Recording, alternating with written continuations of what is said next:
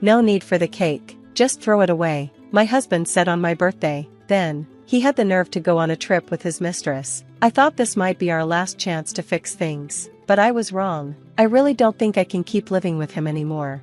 Understood. If you want me to throw out the cake, then I'll throw out something else important to you, too. Get ready, because I'm going to get rid of something that matters most to me, my name. My name is Sarah. I'm 28 years old and work in an office. My husband, Bob, also works in an office, but at a different company. We don't have any kids. Bob and I met a year ago at a party thrown by a senior colleague. I'm not very interesting, I'm a bit overweight, shy, and tend to be gloomy. My hobby is reading comic books, and I prefer staying indoors, so I was only invited to the party to fill up space. Knowing this, I didn't talk much and mostly just sipped my drink by the edge of the table. Despite this, Bob, who was handsome and outgoing, started talking to me. He shared stories about his travels and his collection of vintage vinyl records, which I found really interesting. When it was time to leave, he asked for my contact information. I was surprised but happy, so we exchanged Facebook details. The next day, he messaged me, wanting to meet up just the two of us. At first, I thought this was a joke, but I was excited and agreed. After a few dates, he confessed his feelings for me. I had never had a boyfriend before, so I was thrilled and accepted. 3 months into our relationship, he proposed, and we got married. I felt like I was living a dream, marrying someone as wonderful as Bob. I thought my life as a happy wife was about to begin.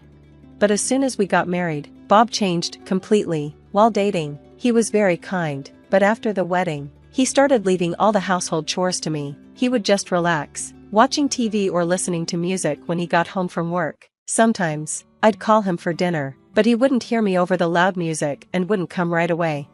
On his days off, he'd leave me alone and go out with friends, saying he had plans. When I asked him to help with chores, he'd reply, "I'm busy." When I reminded him that I also work and could use help, he'd say, "I have to hang out with my friends, unlike you, who don't have many because you're so gloomy."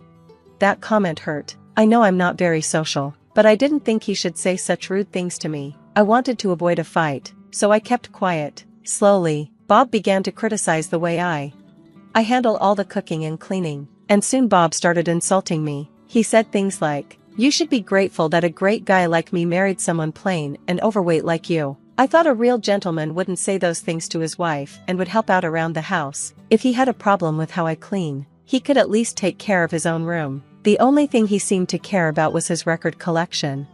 I also love reading comic books and have collected a lot over the years. One day, I noticed that all my comic books were gone from my room. When I asked Bob about it, I suspected the worst. He casually said, "Oh, those? They were in the way, so I threw them out." I couldn't believe it. Those books were important to me, and some were hard to find. When I protested, he just said, "Your comic books were overflowing into the living room. You should outgrow this childish hobby."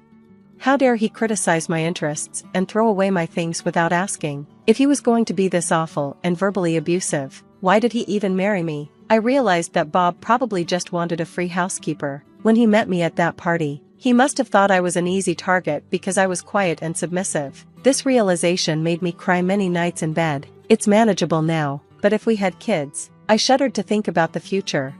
Then one day, a friend told me she saw Bob walking arm in arm with a woman who wasn't me in the hotel district. He had said he was going out to meet a friend, and I had thought that friend was a man. What did it mean that he was with a woman? Could he be cheating?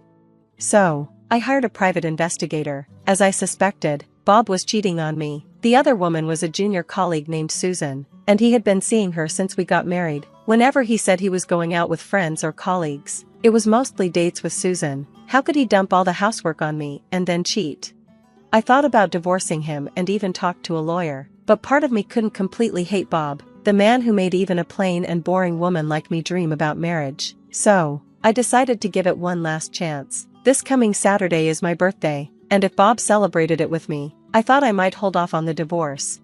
At dinner, I asked Bob, "Do you remember what's coming up this Saturday?" He looked confused and asked if something special was happening. I was shocked to see he had completely forgotten. My hopes began to fade. When I continued, "It's my birthday," he finally said, "Oh, yeah, now that you mention it, well, it falls on a day off this year." I was thinking about getting a cake and having it with Bob for my birthday. "You promise, right? Don't make any other plans, I said, feeling a bit anxious. Bob seemed reluctant but agreed. Then came the Friday before my birthday. During dinner, Bob said, I have a business trip tomorrow. What? Tomorrow is my birthday, and we promised to eat cake together. I've already made a reservation, I protested. He replied, well, it's work, I can't help it. You need to understand my job. I'll be gone for 2 days and 1 night, and I'll be back Sunday evening. Please pack for me. What about the cake? I asked. Just throw it away if you don't need it, he said casually. I was shocked. How could he say to throw it away on my special day after I went through the trouble of reserving it? I started to feel suspicious about his business trip. While Bob was in the shower, I checked his smartphone and found messages with his mistress. They were planning a trip together for 2 days and 1 night. The messages said things like, are you sure your wife hasn't found out? And this Saturday is Sarah's birthday. She wants to celebrate, but it's a hassle. I don't want her demanding gifts, so I thought I'd go on a trip with you. I felt devastated. I almost cried from the shock, but managed to hold back my tears. I took a screenshot of their conversation on my phone. I didn't even want gifts. I just wanted to celebrate my birthday with him. If he had agreed to eat cake with me, I might have still believed that he cared about me a little, but seeing those messages with his mistress shattered any remaining hope I had.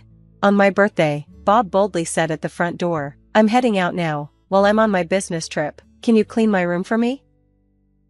I'm going to pick up the cake we reserved today. Do you still want me to throw away your share? He asked. Stop nagging. I said it's fine, I replied. Understood. I'll clean your room and throw away anything I think you don't need, he said. Is that okay with you? He asked. Yeah, it's fine, I said. With that, Bob left for what he claimed was a business trip, but I knew it was really a trip with his mistress. I remembered when he asked if I could throw away anything I thought he didn't need, and I recorded our conversation on my voice recorder, so he couldn't take it back now.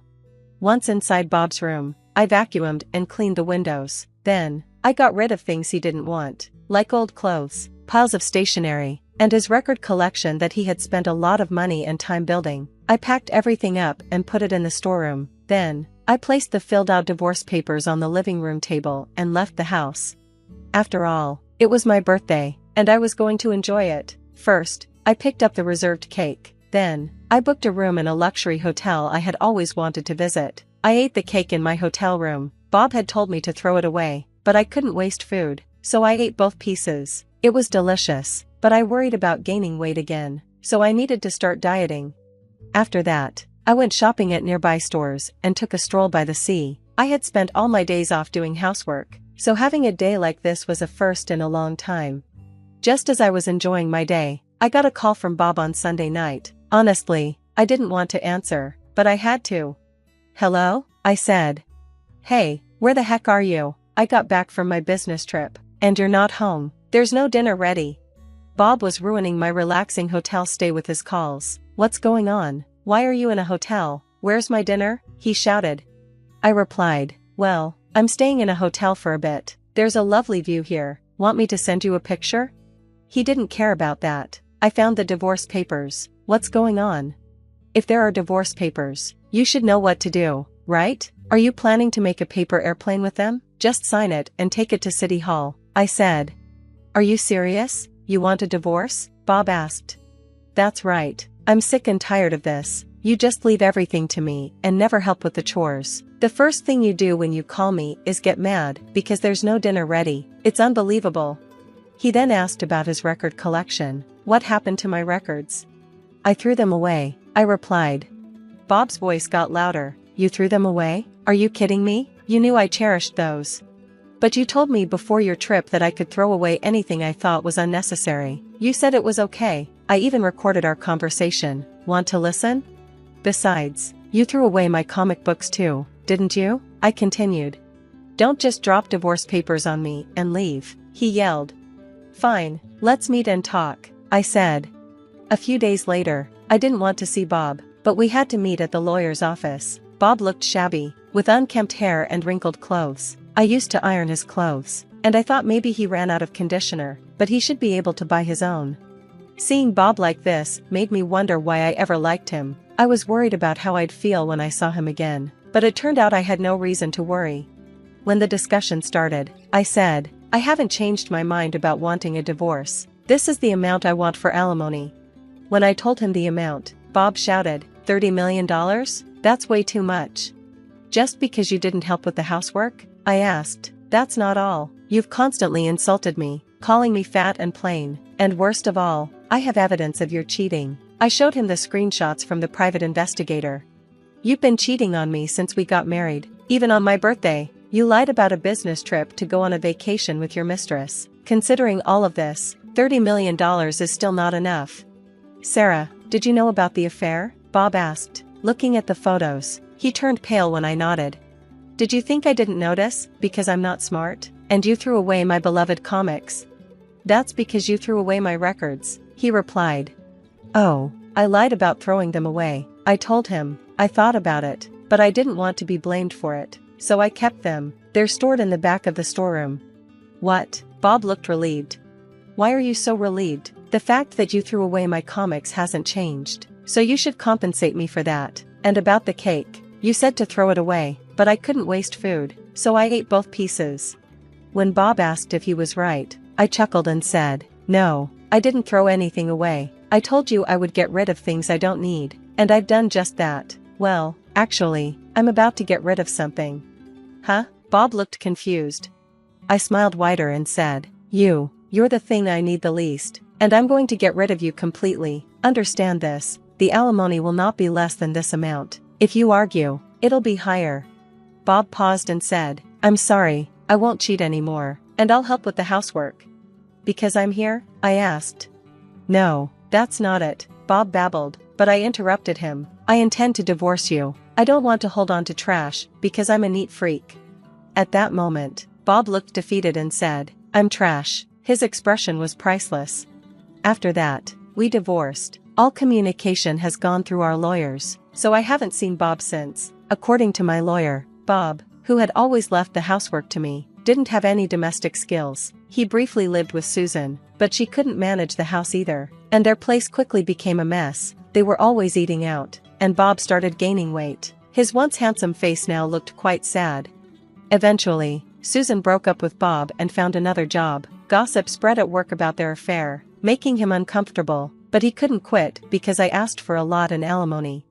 As for me, I switched jobs and moved, enjoying living alone. I'm not overwhelmed by housework anymore, and no one gives me a hard time. I'm happy, plus, since I'm not stressed, my face looks brighter, and I've been told I look a little thinner. If I keep losing weight, I might just make Bob regret everything even more.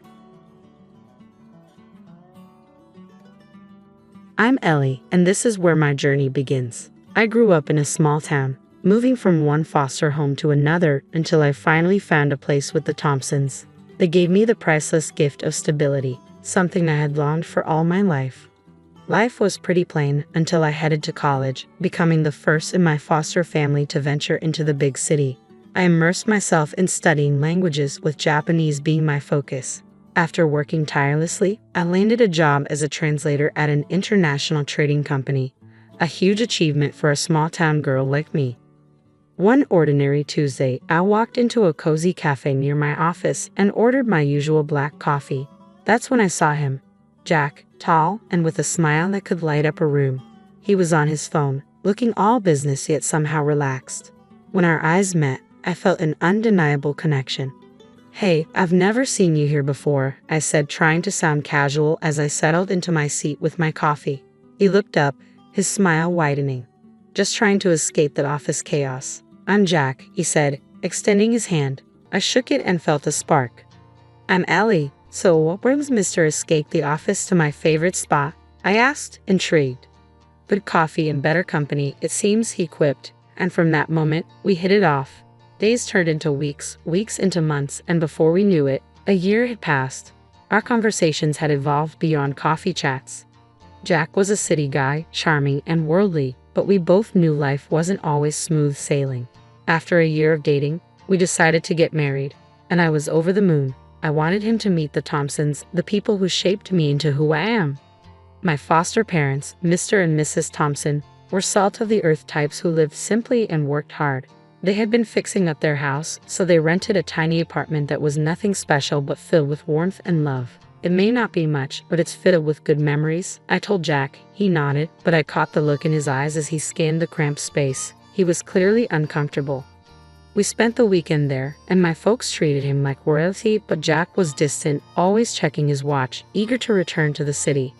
As we drove home that Sunday night, the silence in the car felt heavy. "Jack, you been quiet. What's up?" I finally asked. He sighed, clearly reluctant to speak. "Look, Ellie, your folks are nice, but we come from different worlds," he said, his words steaming. I fought to keep my composure. "What does that mean?" "It's just different. I'm not used to this simple life," he admitted, trying to smooth things over quickly. I turned to look out the window, biting my lip as I considered the differences between our lives. "Jack, I don't need fancy things, but we have to respect where we both come from," I said firmly. He nodded. "Right. Of course, I love you, Ellie. That's what matters," he said, but a part of me wondered if we truly understood each other. That night, I lay awake, reflecting on the simple life I cherished and the complicated world I was stepping into. Just days after our awkward visit to my childhood home, it was my turn to meet Jack's side of the family, his mother, Vivian. High-rise apartment in the city center was decked out in lavish decor that screamed wealth. When we arrived, she greeted us at the door, dressed in designer clothes from head to toe, and her apartment looked like something out of a magazine. "Ellie, isn't it? And what is it you do?"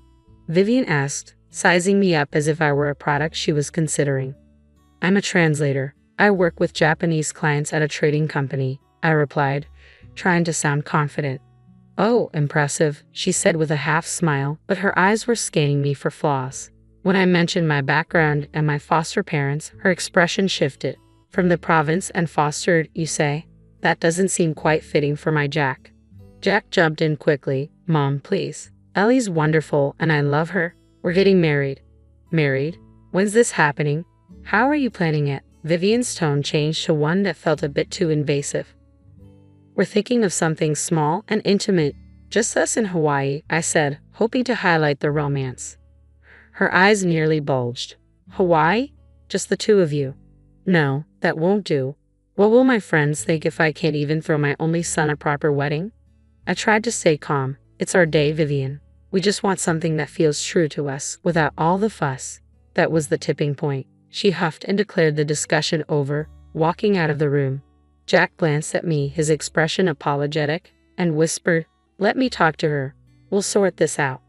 4 months flew by, and despite the rocky start, there we were in Hawaii, ready to say, "I do." It was supposed to be an intimate ceremony, just Jack and me. But of course, Vivian had other plans.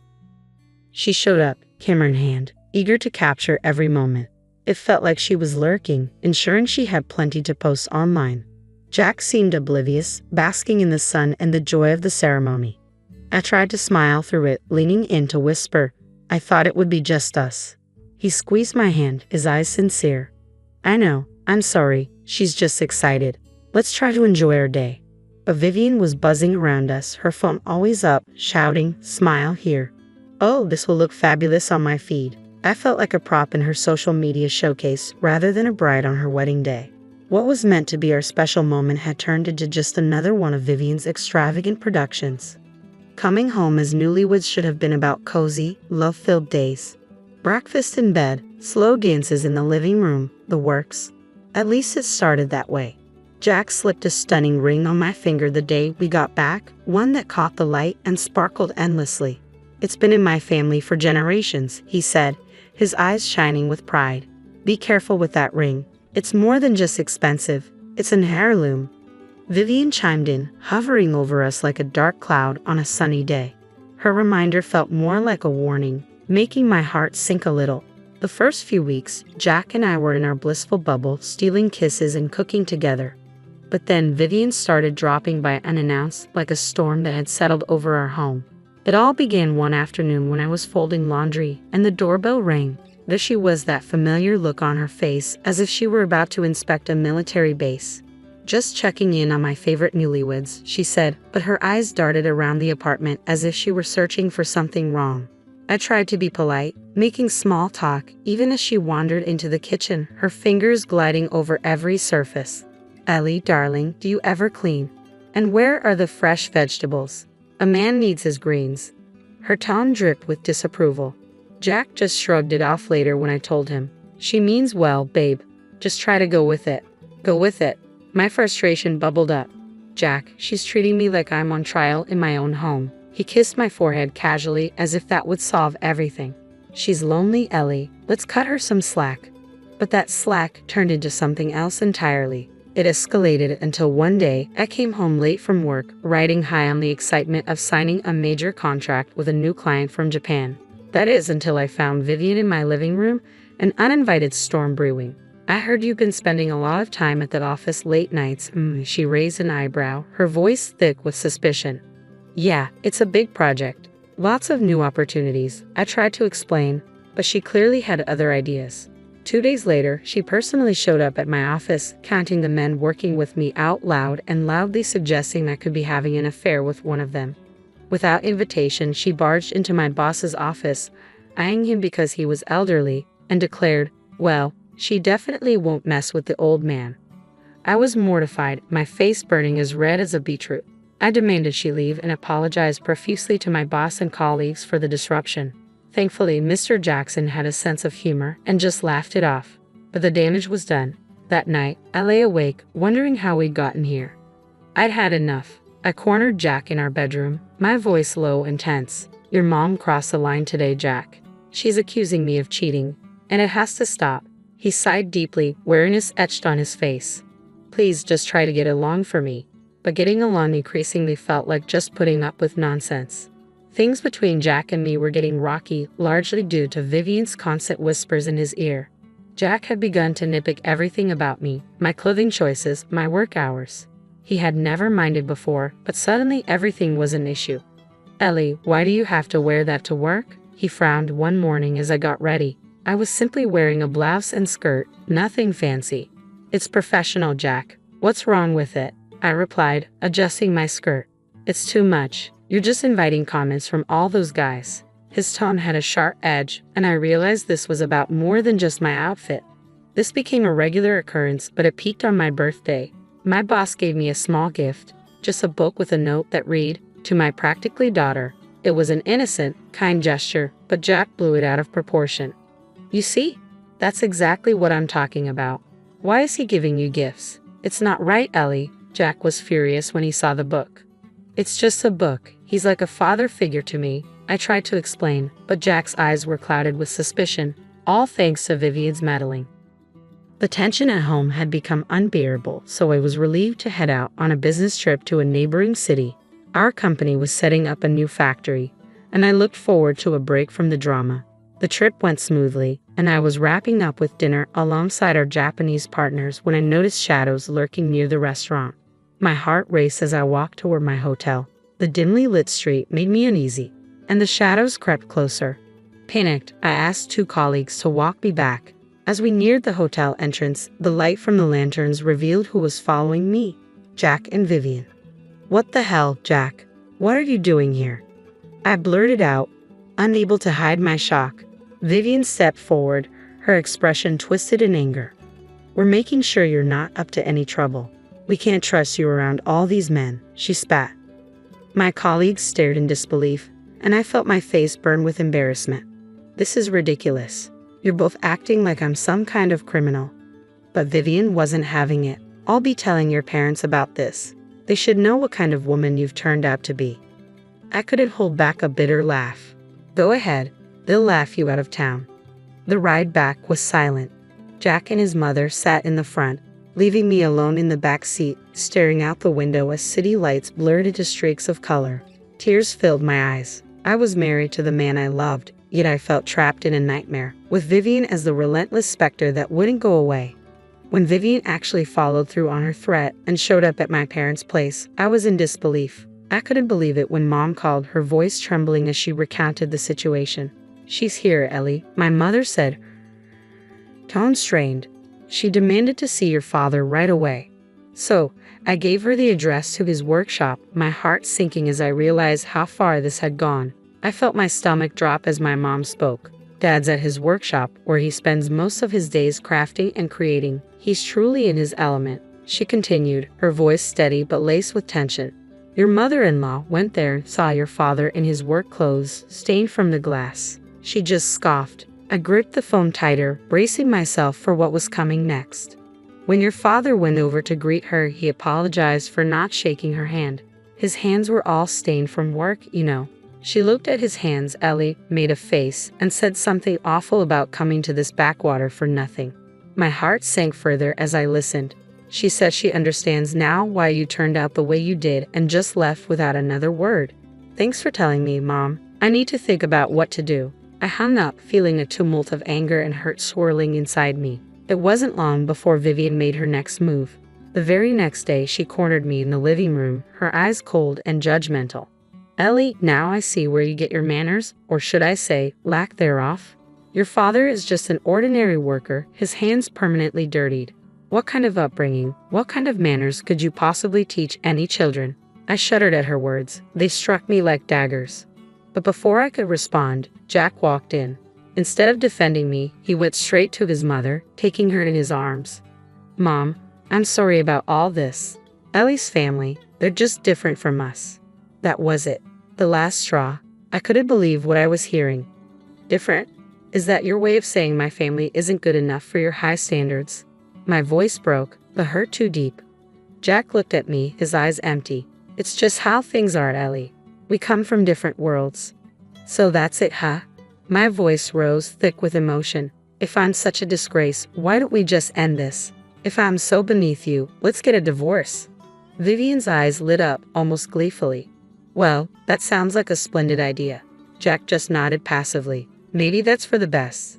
I spent the night in our guest room, tears streaming down my face as Vivian's every word replayed in my mind. Each dismissive glance from Jack, the life I thought we were building, it all felt like a lie.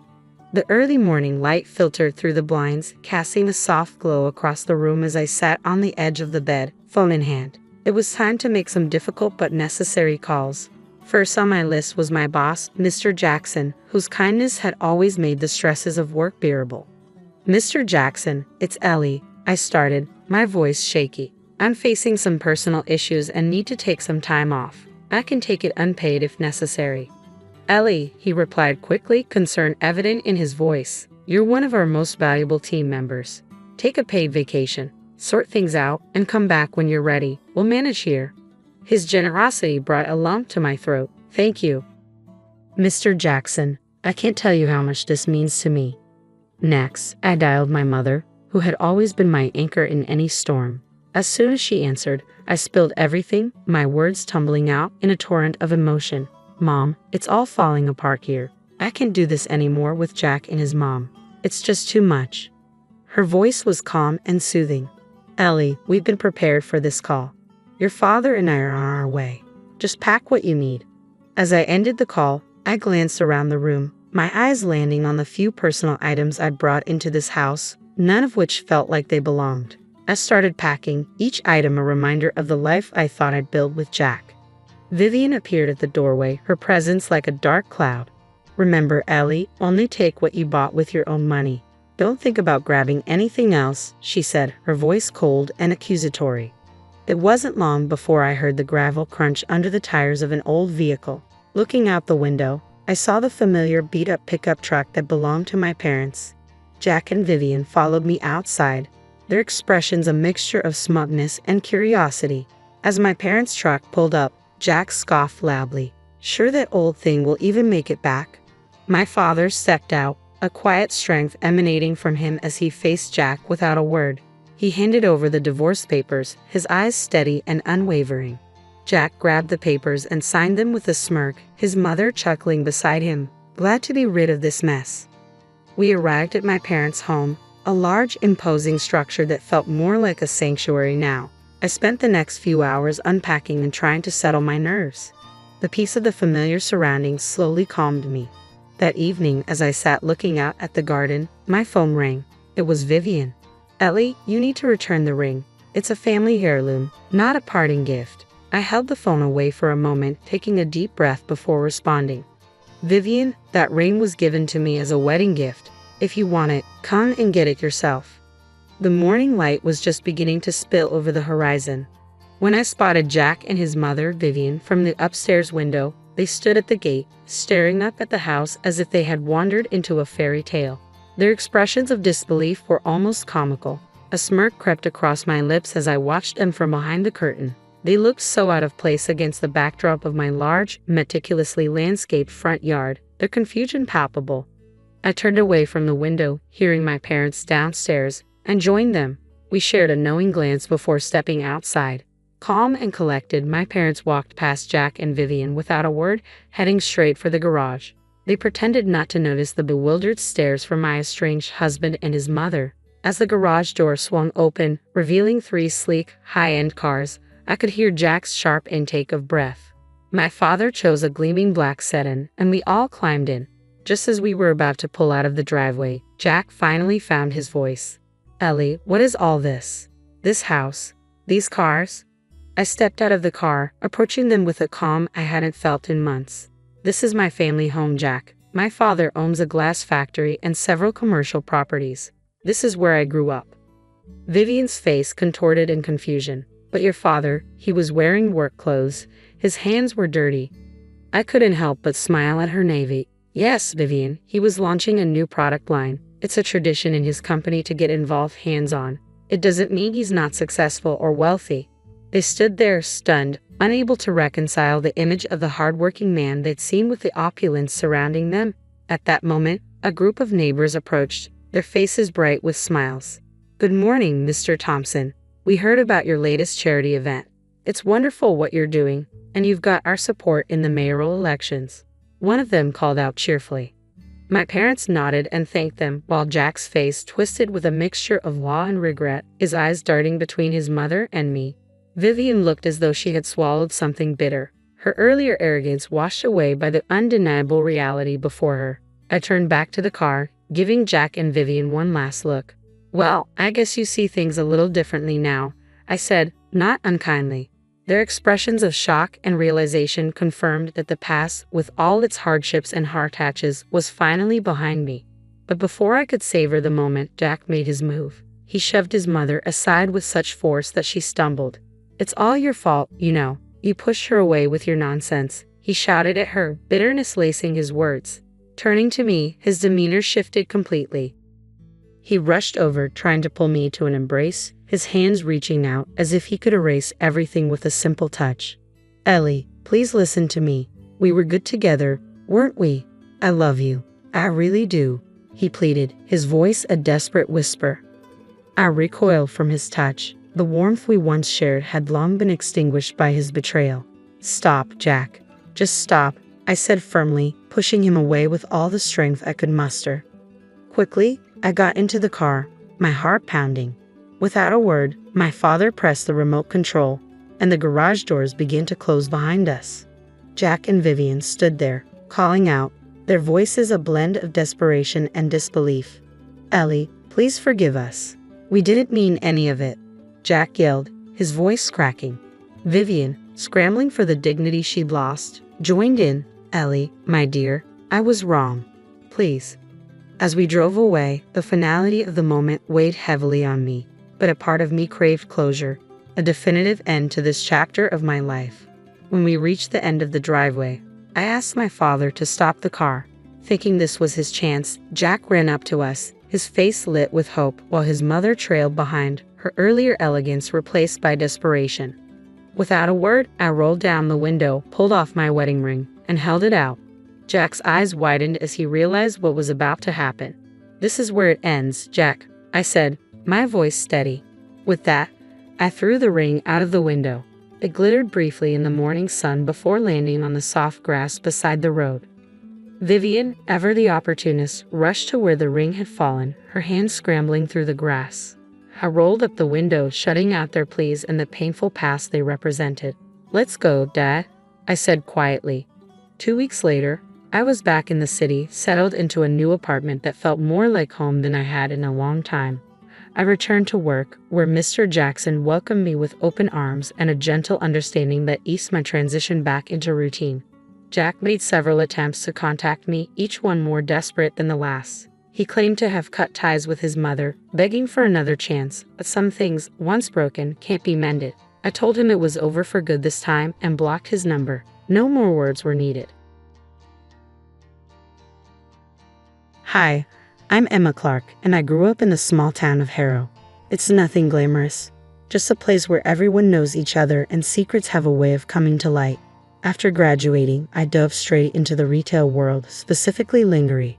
To me, it wasn't just a job, it was my passion. I poured my heart and soul into my work, and eventually, I became the proud owner of a chain of lingerie stores ranging from quaint boutiques to upscale outlets. I was dedicated to my business and exceptionally good at it. But as I clocked in the hours, days, and months, I started to feel like something was missing. That's when Michael entered my life. It all began with a simple ping on my phone. A friend request from a sharply dressed guy with piercing eyes. I didn't recognize him, but his profile hinted at a man who had his life together. A lawyer, hence the tailored suit. Curiosity got the best of me and I hit accept. It wasn't long before his first message appeared one evening while I was crunching numbers. Hey Emma, thanks for accepting my request. I noticed we have some friends in common. How's it going? Simple enough, right? But it was his follow-up messages that truly drew me in. He was witty and had a knack for making me laugh even after the longest days. I remember one night we were joking about the worst pickup lines we'd ever heard, and his humor just clicked with me. Michael, have you ever heard this one? Are you a magician? Because whenever I look at you, everyone else disappears. I bet you've heard that one in your line of work, Emma. Oh, for sure, top of the cringe chart. But here's mine. Are you a photographer? Because I really want to leave this shoot. He tacked out a laugh. At least I hoped it was genuine. After a few weeks of messaging, he suggested meeting for coffee to put a real face to the texts. The first time we met was at this little dive I loved, known for its strong brews. He was already there when I walked in, absorbed in a newspaper. When he looked up, the polished image from his profile didn't do him justice. He was even better in person. Emma, wow, you actually look like your pictures. That's a rarity in this city, he said, and I couldn't help but smile. Thanks. I think you look pretty great yourself. Despite his lawyer vibe, he laughed, and the ice melted away instantly. We talked for hours. There was substance to our conversation. Michael asked about my business and my dreams, genuinely listening to my every word. When we had been seeing each other for a year, he decided it was time to take our relationship to the next level. I was closing up shop one chilly evening when he arrived unexpectedly, his breath visible in the cold air as he presented me with a small velvet box. Emma, I've been thinking, he started, looking uncharacteristically nervous. We've been doing so well, you and I think it's time we considered making this permanent. I froze, the keys to my store still in my hand. Michael, are you saying what I think you're saying? His charming, lopsided grin appeared. Yes, I am. Marry me, Emma. Let's not play games anymore. I want you as my partner for life. My heart raced, and a whirlwind of thoughts flooded my mind. Was I ready for marriage? But looking into his eyes and seeing the sincerity there made me feel like it was right. Yes, I breathed. I'll marry you. Then, his expression shifted to something more serious. But there's something else we need to discuss. Some legal matters. The word legal hit me like a splash of ice water. Legal? Really, Michael? Is that necessary? He rushed to explain, taking my trembling hands in his. It's not that I don't trust you, Emma. It's just practical. As a lawyer, I've seen too many messy splits not to be cautious. Plus, it'll protect us both. What kind of protection are we talking about? I asked, a mix of curiosity and concern coloring my voice.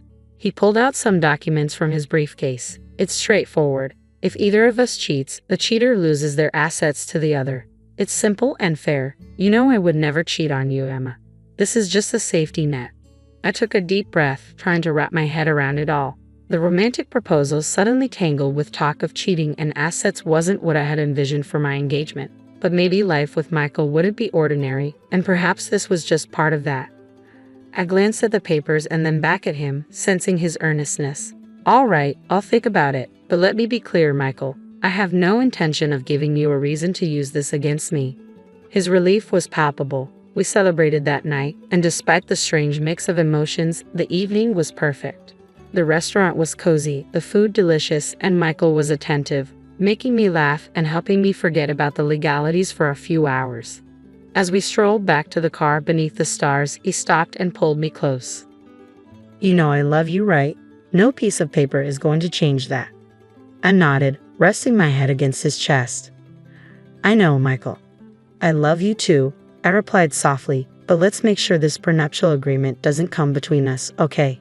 He pressed a gentle kiss to the top of my head. It won't, I promise. A few days later, I signed the prenuptial agreement after reviewing it with my own lawyer, just to be sure. It felt strange to sign a document discussing the potential end of a marriage when ours hadn't even begun. But life is a gamble, and I was all in. I just hoped my bet on Michael would pay off. We were the couple everyone envied, always laughing and whispering to each other at parties.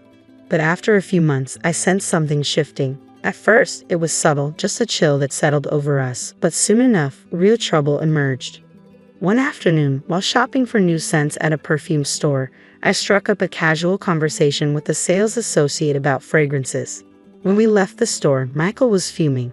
Who was that? He barked as soon as we were clear of the crowded mall. I was taken aback. The sales guy. I was just asking about the perfumes. Why did it seem like you were really into him? Michael shot back, his eyes narrowing. I stared at him in disbelief. Michael, I was talking about perfumes. What's gotten into you? He scoffed, shaking his head and turning to walk away. Nothing. Forget it. Let's just go home. But it didn't end there. It only escalated. From that moment on, whenever I spoke to another man, Michael would sulk or make snide remarks.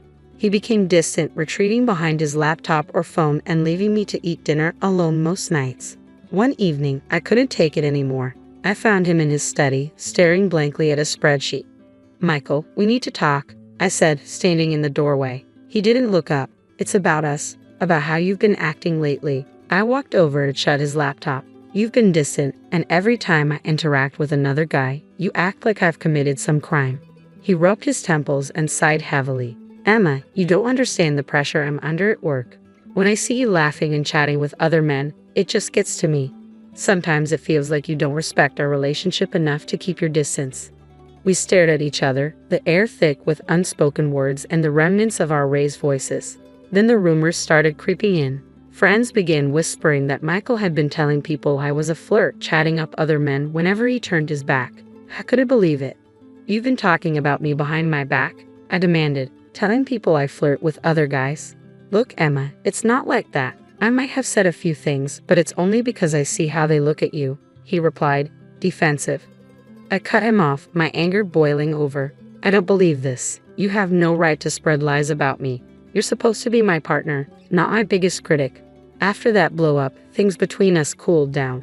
One morning, I found a note from Michael on the kitchen counter. His handwriting, usually neat and precise, looked rushed this time. I picked up the note, my heart racing a bit faster than usual.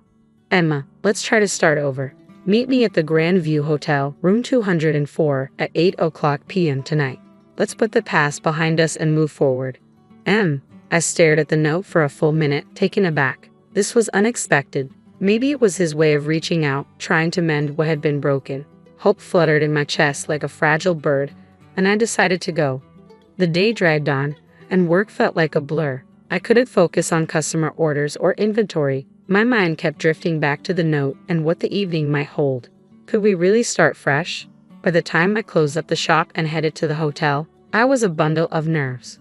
Arriving at the Grand View, my palms were sweaty. I checked my reflection in the car mirror, fixing my hair and dabbing on a bit of lipstick. Not too much. I didn't want to seem like I was trying too hard. Room 204 was on the second floor. The hallway was quiet, just the soft hum of the air conditioning. I knocked on the door. No answer. I knocked again, then hesitantly turned the doorknob. It was unlocked. The room was dimly lit by a bedside lamp, casting long shadows across the bed. An open bottle of wine sat on the table, 2 glasses beside it, and a small plate of sliced fruit. But there was no sign of Michael. Michael, I called out as I stepped inside, letting the door click shut behind me. Silence enveloped me, broken only by the soft whir of the air conditioner. I considered leaving, but something made me stay. I poured myself a glass of wine, the deep red liquid swirling in the glass. Just one glass, I muttered to myself, hoping to calm my nerves. I took a sip. The wine was rich and slightly too sweet. I sat down on the edge of the bed, my mind racing. The wine began to make my head feel a little fuzzy, or was that just my nerves? I lay back to rest my eyes for a moment. the room spinning gently before everything faded to black. When I finally woke up, it was dark outside. I tried to sit up, but a pounding headache made it difficult, and my thoughts were foggy. My phone lay on the nightstand, and I grabbed it. The light from the screen was blinding in the dim room. I checked the time. It was past midnight. Panic clawed at my chest as I struggled to remember what had happened and how I ended up lying there, but it felt like grasping at smoke. I jolted awake, suddenly aware that I was lying there without any clothes.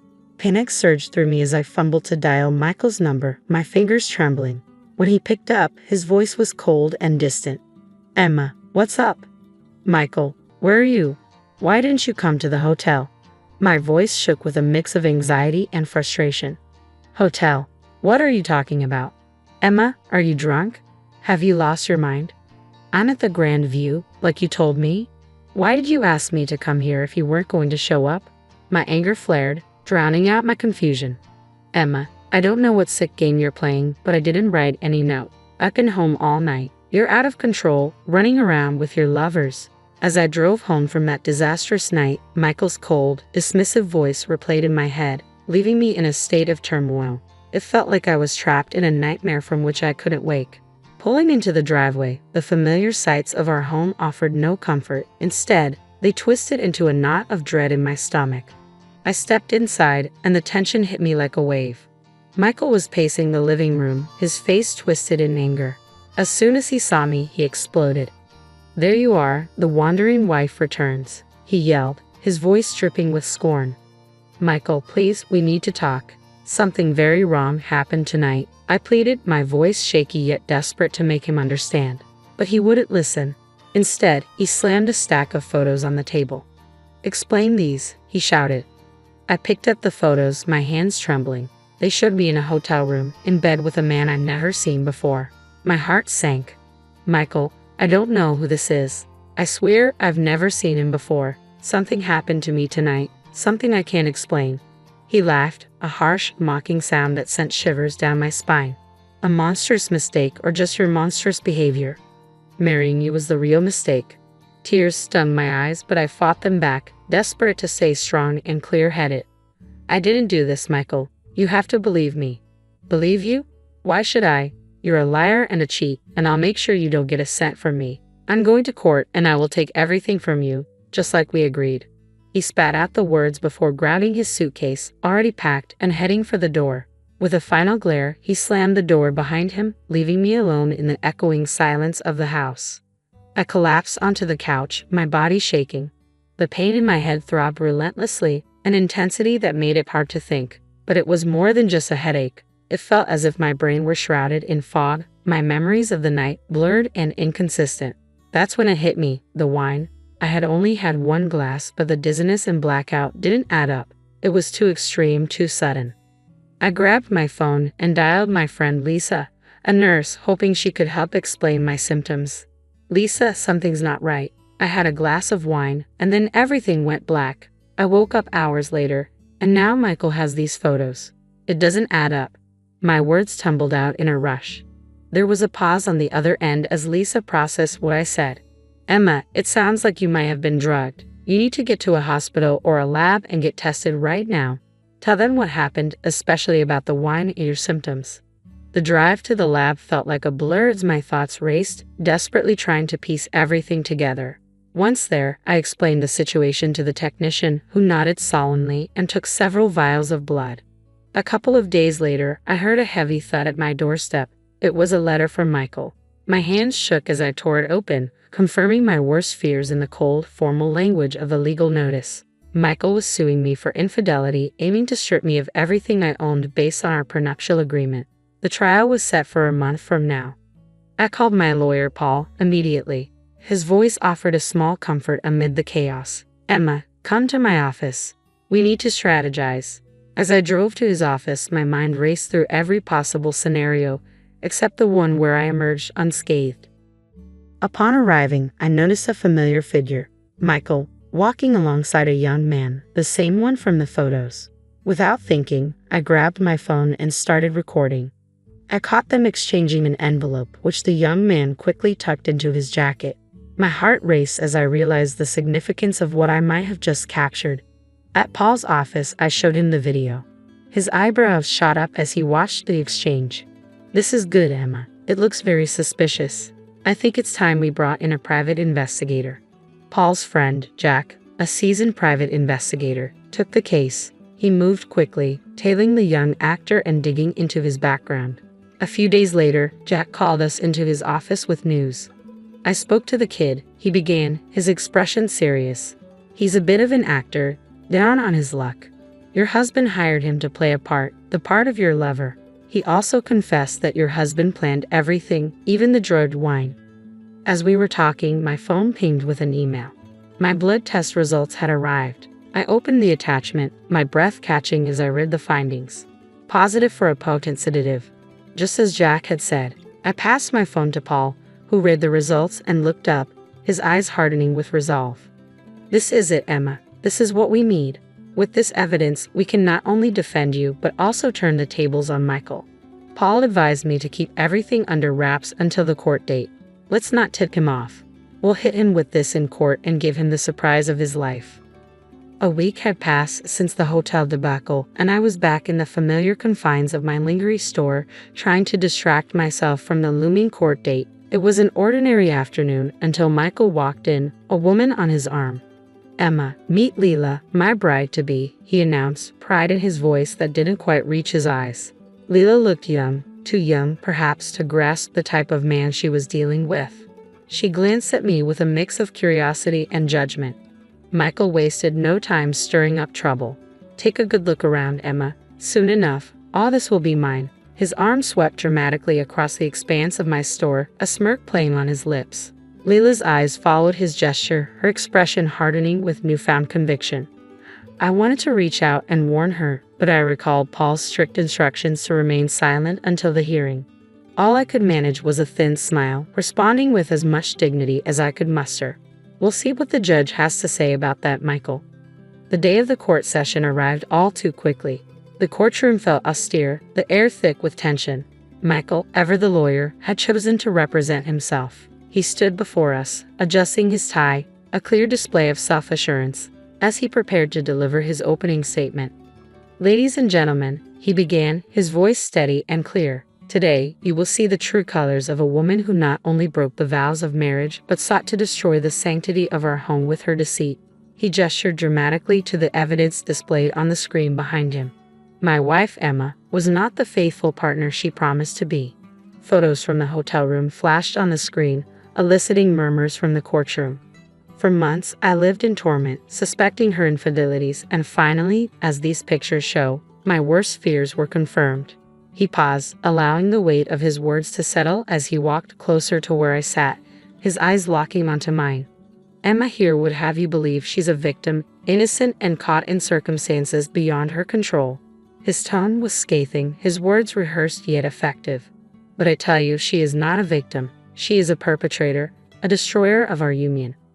As he spoke, I noted the calculated pauses and measured glances at the judge, the way he constructed each sentence with the precision of a seasoned attorney. "The evidence is clear, undeniable. Emma's actions have caused irreparable damage, not just to her marriage but to the very fabric of trust that binds any relationship." His speech crescendoed in a dramatic plea for justice.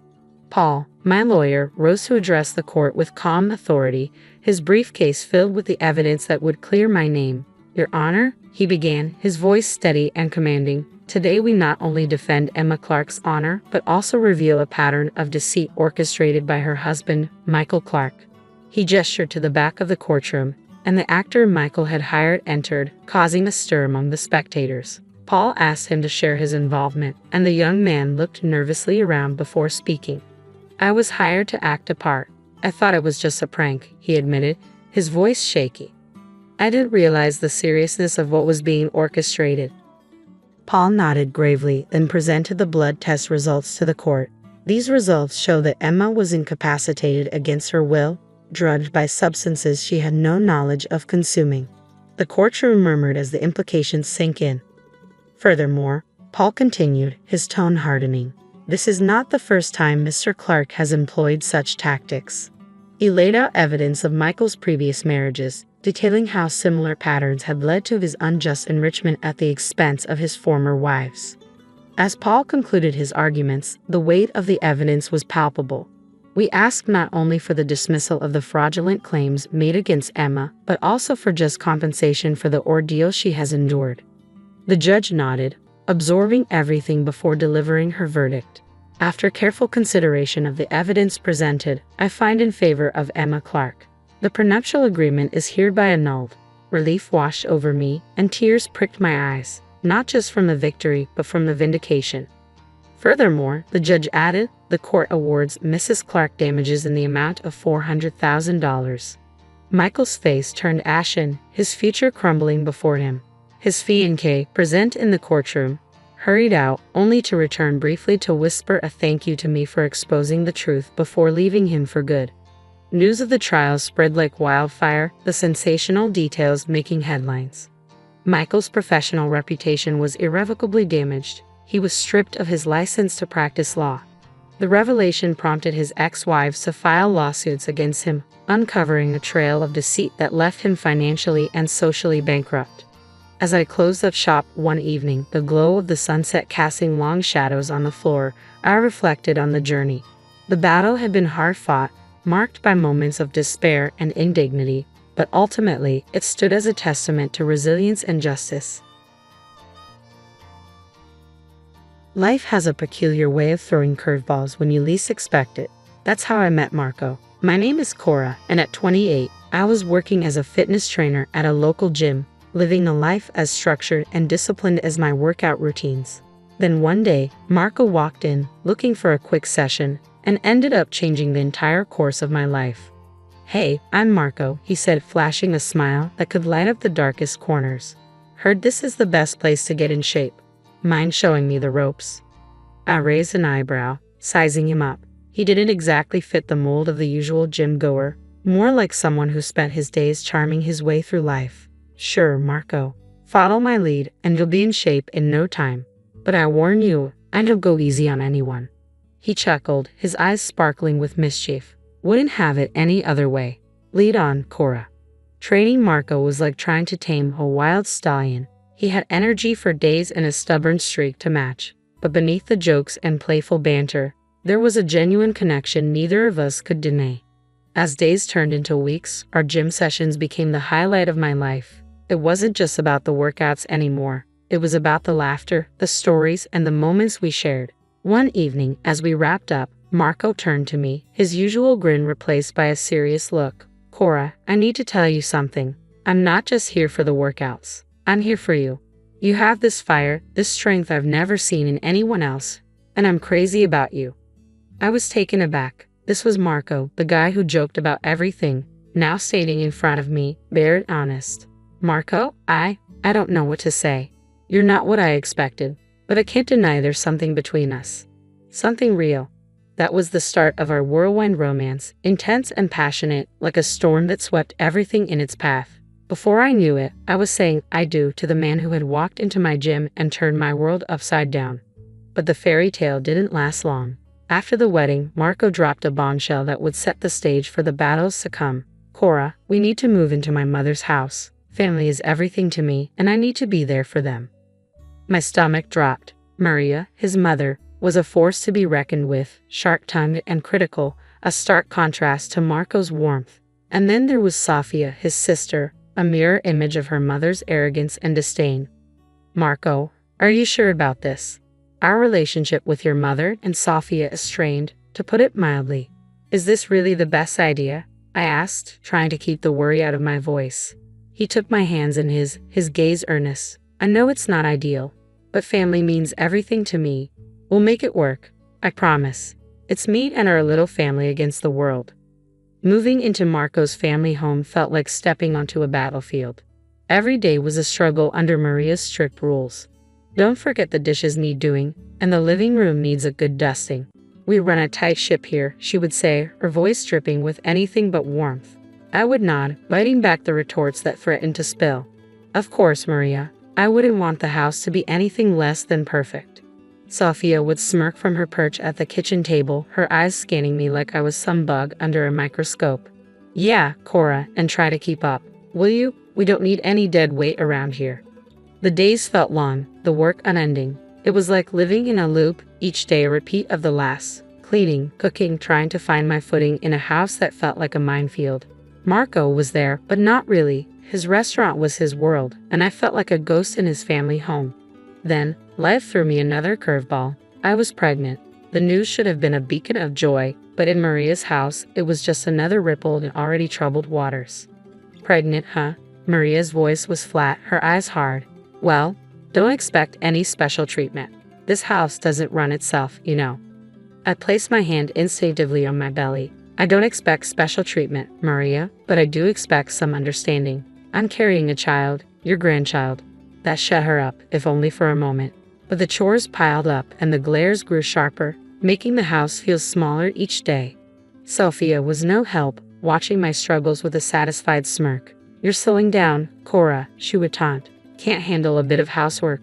What kind of mother are you going to be?" I wanted to scream, to lash out, but I held it in for Marco, for the tiny heartbeat grew stronger each day. The tension was a constant companion, an unwelcome guest at every meal and every moment. "Marco, please talk to them," I pleaded one night, the weight of the day heavy on my shoulders. "Your mother and Sophia treat me like I'm nothing, like I don't belong."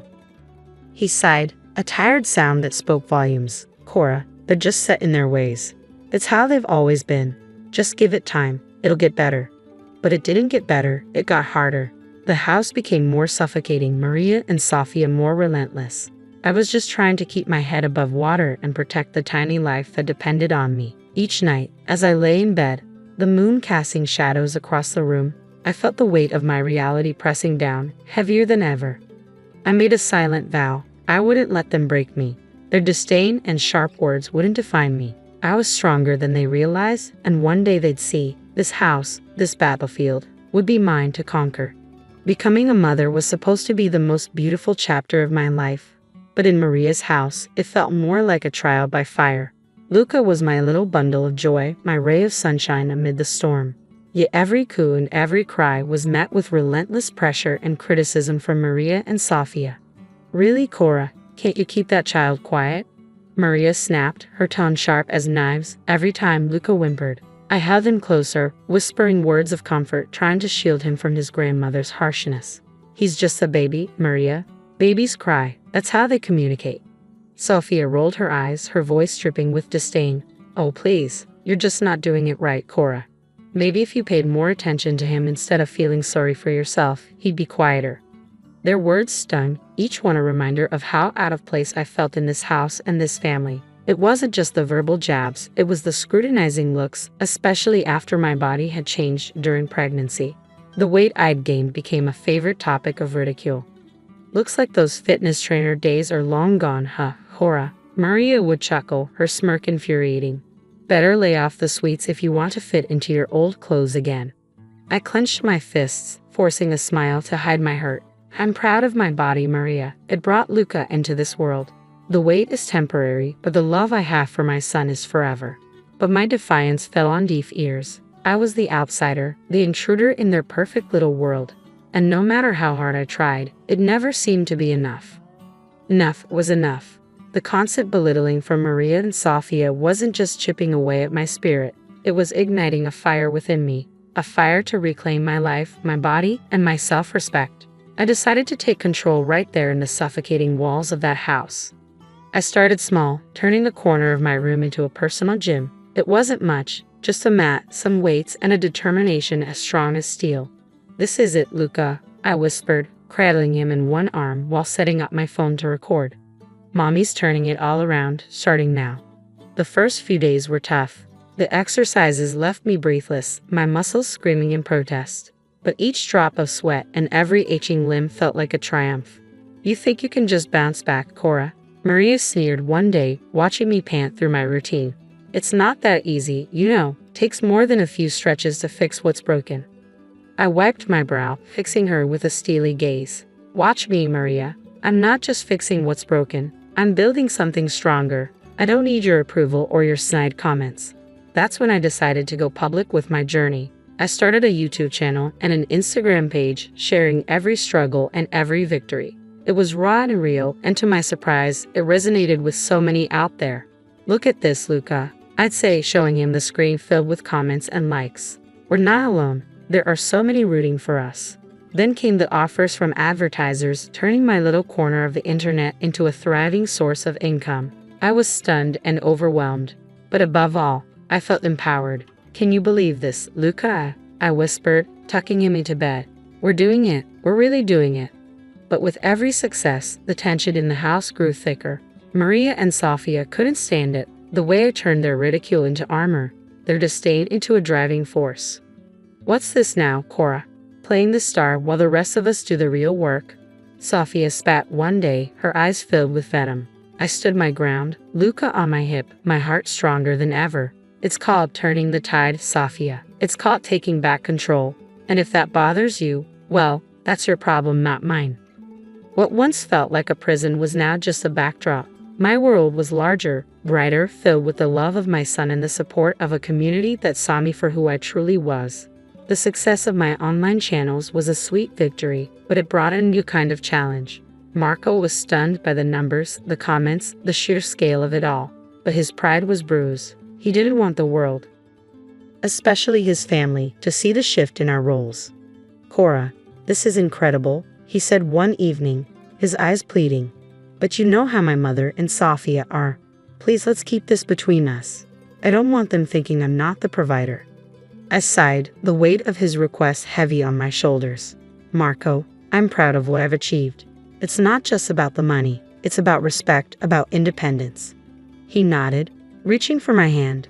"I know, and I respect that. But in this house, it's complicated. Let's just keep it our little secret for now."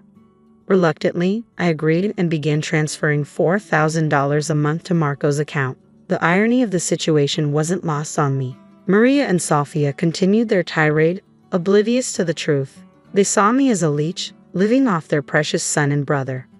"You're just a freeloader, Cora, always taking and never contributing," Maria snarled, her words as sharp as ever. I held back my retort, using my silent shield against her barbs. "I contribute in my own way, Maria, not that you'd ever acknowledge it." Sofia was no better. "What do you even do all day, Cora? Lounge around while we do all the real work." Their ignorance was a bitter pill to swallow, but I swallowed it anyway. My focus was on Luca, my channels, my newfound strength. I'd walk with my son in the park, my camera constant companion, capturing moments, workouts, and the real me that they refused to see. "Cora, you're wasting your time with those videos," Maria scoffed, watching me edit my latest post. But the numbers told a different story. The subscribers, the views, the comments. They were real, tangible, and they were mine.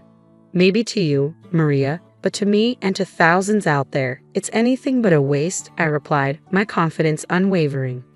Marco's restaurant troubles added another layer to our already complicated life. One day, he approached me, his pride barely holding back his desperation. "Cora, the restaurant is struggling. I need help. Could you? Would you lend me some money just to tide things over?" His vulnerability was a rare sight, tugging at my heartstrings. "Of course, Marco, I'll help. But this isn't just a loan. It's an investment in us, in our family." His relief was palpable, but it was tinged with an unspoken truth. I was the lifeline, the silent savior of the family facade. As I transferred $10,000, I watched the gratitude and guilt flicker in his eyes. I sensed the balance had shifted. Time in that house felt like a ticking bomb, with each day bringing us closer to an explosion. Sofia's marriage introduced her husband, Rick, into our already cramped space, and his presence only heightened the chaos and tension that had become a constant in our lives. "You two just take up space," Maria sneered, her words slicing through the crowded living room. "You're nothing but freeloaders, Cora, you and that kid." I clenched my teeth, hugging Luca closer. "We're family, Maria, or at least that's what a house like this is supposed to mean." But when Sofia announced her pregnancy, Maria's attitude shifted to something even harsher and more direct. "This house is getting crowded, Cora, and frankly, you and your boy are just in the way." The words stung, but before I could muster a response, Marco dropped a bombshell of his own at dinner. "I have to go out of town for a few weeks. Restaurant business," he said, avoiding my gaze. A few weeks in this madhouse without the slightest buffer Marco provided felt like a sentence I couldn't bear. "You're leaving now? With everything going on?" I asked, my voice barely a whisper over the lump in my throat. He didn't meet my eyes. I have to, Cora. It's important. And just like that, he was gone. The door shut behind him, and the weight of his absence settled over the house like a thick fog. I tried to maintain a semblance of normalcy for Luca. We went for walks, did our workouts in the park, anything to escape the suffocating atmosphere of the house. But when we returned from kindergarten one day, the sight that greeted us froze me in my tracks. Our belongings, bags, suitcases, Luca's toys, were piled outside the front door like trash. Mommy, what's happening? Luca's small voice trembled with confusion and fear. I swallowed hard, fighting back tears as I approached the door. Maria, Sofia. What is this? Why are things outside? I demanded, my voice shaking with anger and disbelief. The response came cold and merciless from the other side of the door. You heard me, Cora. The house is too crowded, and you two are just taking up space. It's time for you to leave and find somewhere else to call home.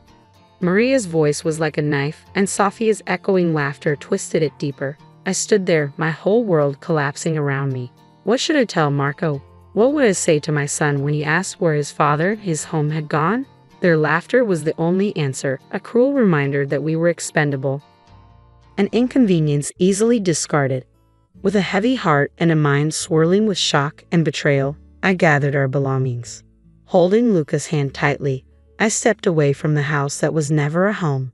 The pain was sharp, the betrayal bitter, but it was the clarity of the moment that struck me most. This was the end of one chapter, a chapter of struggle and pain, but it was also the beginning of something new, something ours. I rented an apartment, a small but safe haven for Luca and me. As I unpacked our lives, the reality of what had happened and what I had escaped began to sink in. I was alone, but for the first time in a long time, I felt a flicker of hope, a sense of freedom. Settling into the new apartment was a bittersweet experience. It was a sanctuary where the shadows of Maria's house couldn't reach us. I meticulously arranged our belongings, trying to make the space feel like home when my phone buzzed with a message that sent shockwaves through my world. It was from Sofia, her message laced with sickening glee. You think you know Marco? Think again, Cora. Attached was a link, a portal to a truth I had never imagined. Trembling, I clicked it, my heart racing. I clicked the link, and my world fractured as the screen lit up with images that shattered my reality. There was Marco, not mired in restaurant troubles but tangled in the arms of another woman. Their intimacy was unmistakable, the photos standing in stark contrast to the lies he had spun for me. The most recent shots were dated just yesterday. The business trip, the stress, everything had been a cruel facade, and I was the unwitting financier of his double life. A numbing cold washed over me, the pain and betrayal intertwining into a fierce resolve.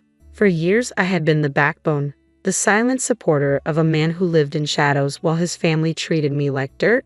A week of emotional turmoil was punctuated by incessant calls from Marco, whose voice had once been a source of comfort but was now a trigger for my contempt.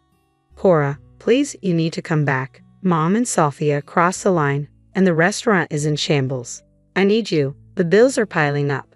His pleas, once capable of tugging at my heartstrings, now ignited nothing but disdain. So you only need me to pay your bills and your family's bills. His voice cracked, desperation seeping through. We're still a family, you, me, Luca. Isn't that worth fighting for? A bitter laugh escaped me. A family? Is that what you call this charade? No, Marco, we're far from a family. And as for your restaurant, your debts are yours to deal with. Silence fell heavily between us, almost tangible. I could feel the weight of his predicament pressing down on him. But Cora, the money?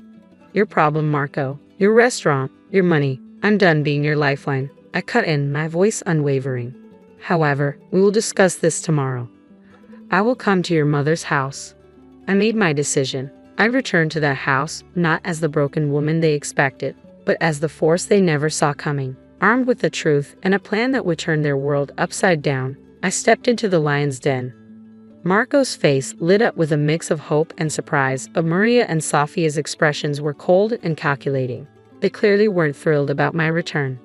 Look who's back, Maria said, her tone dripping with disdain. Missed us, have you?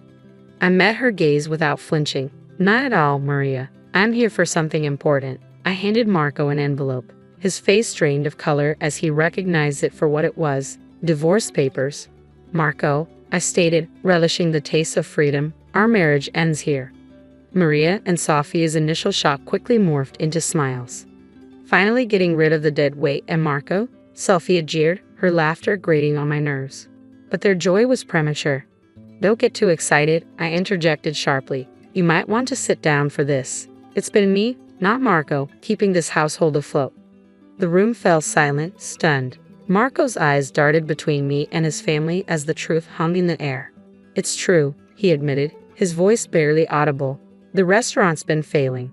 Cora's been covering everything. She transferred $4,000 to me every month. Maria and Sophia turned on him, their faces twisted with anger and disbelief. You lied to us. You let her pay our bills. Maria's voice was shrill. What should we do now without her money? I'm going to file for alimony, Marco said, desperation clear in his tone. I earn less, so it's only fair. His mother and sister delighted in this revelation, clapping their hands as if they were celebrating a victory. Their hollow applause echoed in the room, but I couldn't help but laugh at the absurdity. You think that's going to work, Marco? You won't get a cent from me, especially not after I found out about your affair. The color drained from his face. How did you? He stammered, his bravado crumbling. I pointedly looked at Sophia. Your sister was kind enough to send me all the proof I needed. What erupted next was chaos, accusations flying as betrayals were laid bare. Marco and Sophia shouted at each other, arms flailing amid the frenzy. But I remained calm, my next move crystal clear. I'm taking back what's mine, I declared, my voice cutting through the noise. Every appliance, every piece of furniture I paid for. You're left with what you've earned, which is nothing. And that's exactly what I did. I stripped the house of every trace of my financial support, leaving them to face the consequences of their actions. Their pleas for mercy and forgiveness fell on deaf ears as I blocked their numbers, severing the last ties to a life of deceit and disrespect. The fallout was swift. Marco's restaurant crumbled under the weight of debt. The house was lost, and Sophia's husband walked away from the wreckage of their family. They were left with nothing but each other and the mistakes they had made, crammed into a rented apartment. As for Luca and me, we flourished in our new life. Our days were filled with love, laughter, and the peace we had fought so hard to find. The past was behind us, a distant memory overshadowed by the bright future we were building together. We were more than survivors. We were conquerors, and our story was just beginning. My life is pretty straightforward. I'm all about fitness, health, and apparently, drama. At 26, I'm juggling my career as a fitness trainer and managing my health blog. That's where I met Mark at the sports center. What began as a casual connection quickly blossomed into something special. He has this vibe that's hard to ignore, and before we knew it, we were caught up in what you might call whirlwind romance. Let me set the scene for you. It was a scorching summer day, and I was about to meet Mark's family for the first time. I felt a mix of nerves and excitement, dressed in a simple knee-length dress with short sleeves. Nothing flashy, but apparently enough to stir the pot. Mark had warned me that his family was a bit traditional and protective. He mentioned his mom, Linda, in a tone that left me puzzled. She has strong opinions, but don't take it to heart, he said, oblivious to the fact that those were more like red flags than reassurances. As we stepped into their family home, Mark's younger brother, Alex, greeted us with a hearty smile. Then came Linda. The atmosphere shifted dramatically. It felt like the temperature dropped a few degrees. Her eyes scanned me from head to toe, lingering on my arms. Is this how you dress to meet your future mother-in-law? She asked, her voice icy. A bit bold, don't you think? I was taken aback, scrambling for the right words. Mark squeezed my hand, a silent show of support. Well, it's summer, and it's pretty hot outside. I thought this outfit was decent and comfortable, I managed to say. Comfortable or not, it's about first impressions, Linda shot back. I would have expected something more appropriate. Mark jumped in to smooth things over. Mom, it's really hot today. Erica looks fine, let's not start off on the wrong foot. But Linda wouldn't let it go. I'm just saying, Mark, it's about respect. But fine, let's have dinner. Dinner turned into a tense affair, the conversations around me feeling superficial while Linda's earlier remarks loomed overhead like a dark cloud. Alex tried to lighten the mood with jokes and stories, and I was grateful for his effort. Mark giving me reassuring looks, but I could sense the damage was done. After dinner, while I was helping with the dishes, Linda cornered me in the kitchen. "Listen, dear, I'm just looking out for my son. He's a good boy, and I don't want him to make a mistake." I was floored. "A mistake? Linda, I love Mark. I'm not here to play games. I don't know what gave you a bad impression, but that's not me." She shook her head. "We'll see. Time tells all truths." The ride home was quiet, and Mark apologized for his mom's behavior, though I could tell he was upset too. She can be protective, but this is too much. I sighed and leaned back in the seat. "It's okay, Mark, but if this is how it's going to be, we have a rocky road ahead." As wedding planning began in earnest, Mark and I were all in, picking out decorations, tasting cakes, and finding the perfect attire. I fell in love with a stunning dress, sleek and just a bit revealing, but nothing outrageous, or so I thought until Linda caught a glimpse. "You plan on wearing that in front of the whole family?" she blurted out. "It looks like you're aiming for a beach party rather than a wedding." I tried to laugh it off. "It's just modern, Linda. Plus, it'll be a warm day, and I want to feel comfortable." Mark squeezed my hand, a signal to avoid a battle we couldn't win, but Linda's frown said it all. She muttered something about tradition and decency as she walked off. I thought if a dress could stir the pot, what lay ahead? After that initial clash with Linda, things settled into a tense routine. I threw myself into work and my blog, which became my sanctuary, my space where I felt in control and could share my passion for fitness and health. It never crossed my mind that this very passion would stir the pot once again. One evening, Mark and I were lounging on the couch during a rare moment of downtime when he suddenly frowned, scrolling through his phone. "Babe, we need to talk," he said, his tone serious. I sat up, alarmed. "What's up?" He handed me his phone, revealing my Instagram profile. In the comments of my latest post were a mix of supportive and flirty messages. Totally normal, in my opinion. Okay, I was confused. "It's just Instagram, Mark. People comment. That's how it works." "Yeah, but my mom is making a big deal out of it," he replied, frustration creeping into his voice. "She's convinced you're inviting attention." Anger surged through me. "Are you kidding me? It's Instagram, for crying out loud." I snatched the phone from him and scrolled through the comments. Nothing seemed out of the ordinary, yet Linda had twisted it into something sordid. "So what am I supposed to do? Police who comments on my posts?" I shot back. "No, of course not, but maybe we could limit who can comment until this blows over." His suggestion was well-meaning but infuriating. "So, I have to censor my account because your mom has a twisted view of me?" Hell no, that's not happening. Fast forward through the Instagram saga, where Linda twisted my every move into scandal. Things got stickier when Alex, bless him, began giving me rides home from work since his office was just a block from the gym. It was innocent convenience, but not in Linda's eyes. During a family dinner, with tension thick in the air, she leaned in with her usual insinuations. "Nice of Alex to play chauffeur, isn't it?" Mark's jaw tensed, and I noticed Alex stiffen beside him. "Mom, what are you implying?" Mark's voice had that warning edge, but Linda was on a roll. "Oh, nothing. Just making conversation," she replied, feigning innocence while her eyes darted between me and Alex.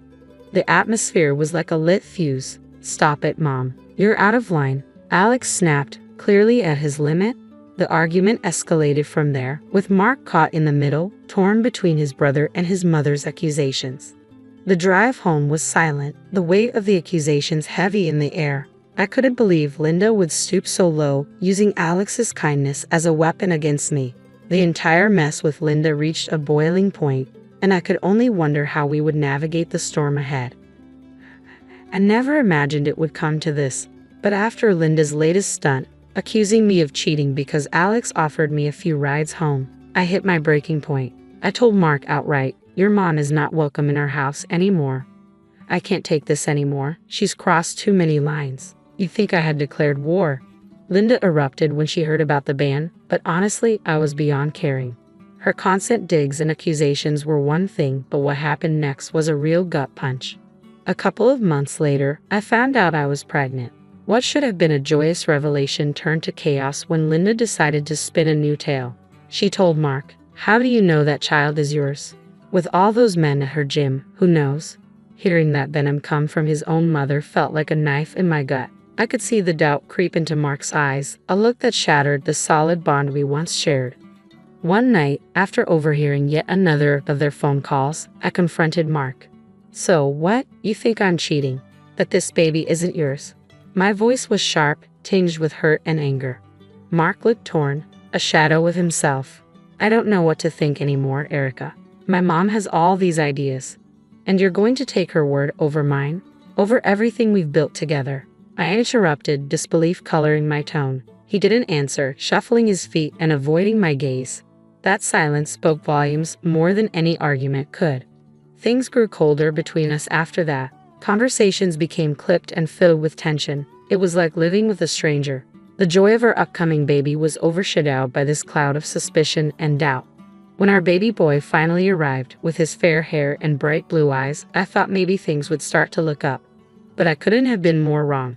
As he grew, his features became even more pronounced, making him the spitting image of a golden-haired angel. The problem? Mark, my husband, was as brunette and dark-eyed as they come, giving Linda even more ammunition for her relentless accusations. In a last-ditch effort to quell the ridiculousness, I dug up old childhood photos to show both Linda and Mark. Look, I said, pointing to a picture of me at 5, blonde and blue-eyed just like our son. It's genetics, Linda. Can't you see the resemblance? But Linda merely sniffed, unimpressed, her eyes narrowing. Convenient, isn't it, that your genes decided to pop up now? And Alex being blonde doesn't help your case. Mark stood there, caught in the middle, his face a mix of confusion and hurt. The tension was unbearable. Things reached a breaking point at our son's first birthday party. With all the guests cooing over the baby, Linda couldn't help but make a scene. This child looks nothing like my son. Everyone can see it. We need a DNA test to prove who the father really is, she announced loudly, making everyone uncomfortable. I was livid, my face burning with embarrassment and anger. Are you out of your mind, Linda? Accusing me in front of everyone? No way am I doing some tests just because your paranoia has gone off the rails. My voice dripped with indignation. It was humiliating to be accused like that, especially in front of friends and family. But then Mark intervened, just not in the way I had hoped. Actually, we're doing it, he said, his voice cold, a hardness in his eyes that I had never seen before. If you've got nothing to hide, then there's no issue. We'll do the test, or we're done. I can't be married to someone I don't trust. I was floored. Are you serious? You're choosing your mom's crazy accusations over me, over your son. He didn't budge, not even flinching at my words. It's not just my mom. There's too much doubt, too much talk. The test will clear things up one way or another, and until then. My heart was in my throat, dreading his next words. Pack your bags. Stay somewhere else. I can't look at you. Not now, not with these doubts. His words cut through me, leaving a chilling emptiness in their wake. So there I was, packing my things in a rage, my hands shaking with a mix of fury and hurt. Our baby boy, blissfully unaware, watched with wide, innocent eyes as his world, and mine, crumbled. I left, heading to the only place I could think of, my mom's. She was waiting with open arms. When I arrived at my mom's house, I barely made it through the door before I broke down. He kicked us out, Mom, over some DNA tests. Linda convinced him we need it.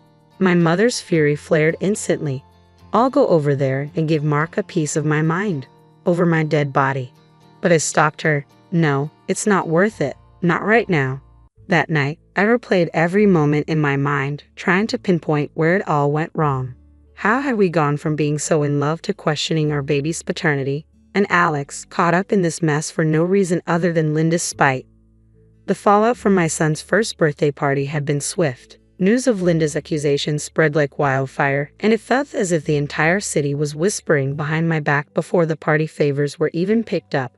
My friends, my mom's friends, even the neighbors who had watched me grow up, they were all talking. It felt like I was living in a nightmare. Fed up and desperate to clear my name, I decided to go through with the DNA test. I picked up the phone and called Mark, my voice steady despite my trembling hands. I'll do the test. I cut straight to the chase. There was a pause on the other end. Then Mark replied, his voice unnervingly calm. I knew you'd come around. It's for the best. When I arrived at the clinic, I was a bundle of nerves. Mark looked like he was carrying the weight of the world on his shoulders, and to my surprise, so was Alex. Why is he here? I asked, my voice edged with irritation as I nodded toward my brother. Mark didn't meet my gaze. There's been talk that you and Alex, he's getting tested too. My blood boiled at the implication. You think I'd cheat on you with your brother? That's how little you trust me." Before Mark could respond, the specialist called us in, momentarily breaking the tension. Inside, the specialist laid it out clearly. Determining paternity could get complicated when potential fathers were siblings. We'll need additional samples from everyone involved, including you, Erica, to ensure accuracy. So we each gave our samples, lost in our thoughts. Alex looked mortified, Mark appeared conflicted, and me, I was just angry. Angry that it had come to this, angry at Linda, and angry at Mark for allowing his mother's paranoia to escalate so far.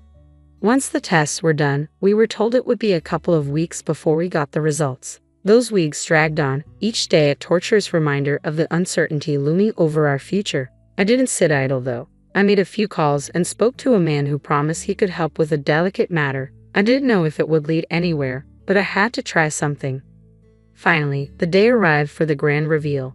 The tension in Linda's living room felt almost tangible, wrapping its icy fingers around my heart.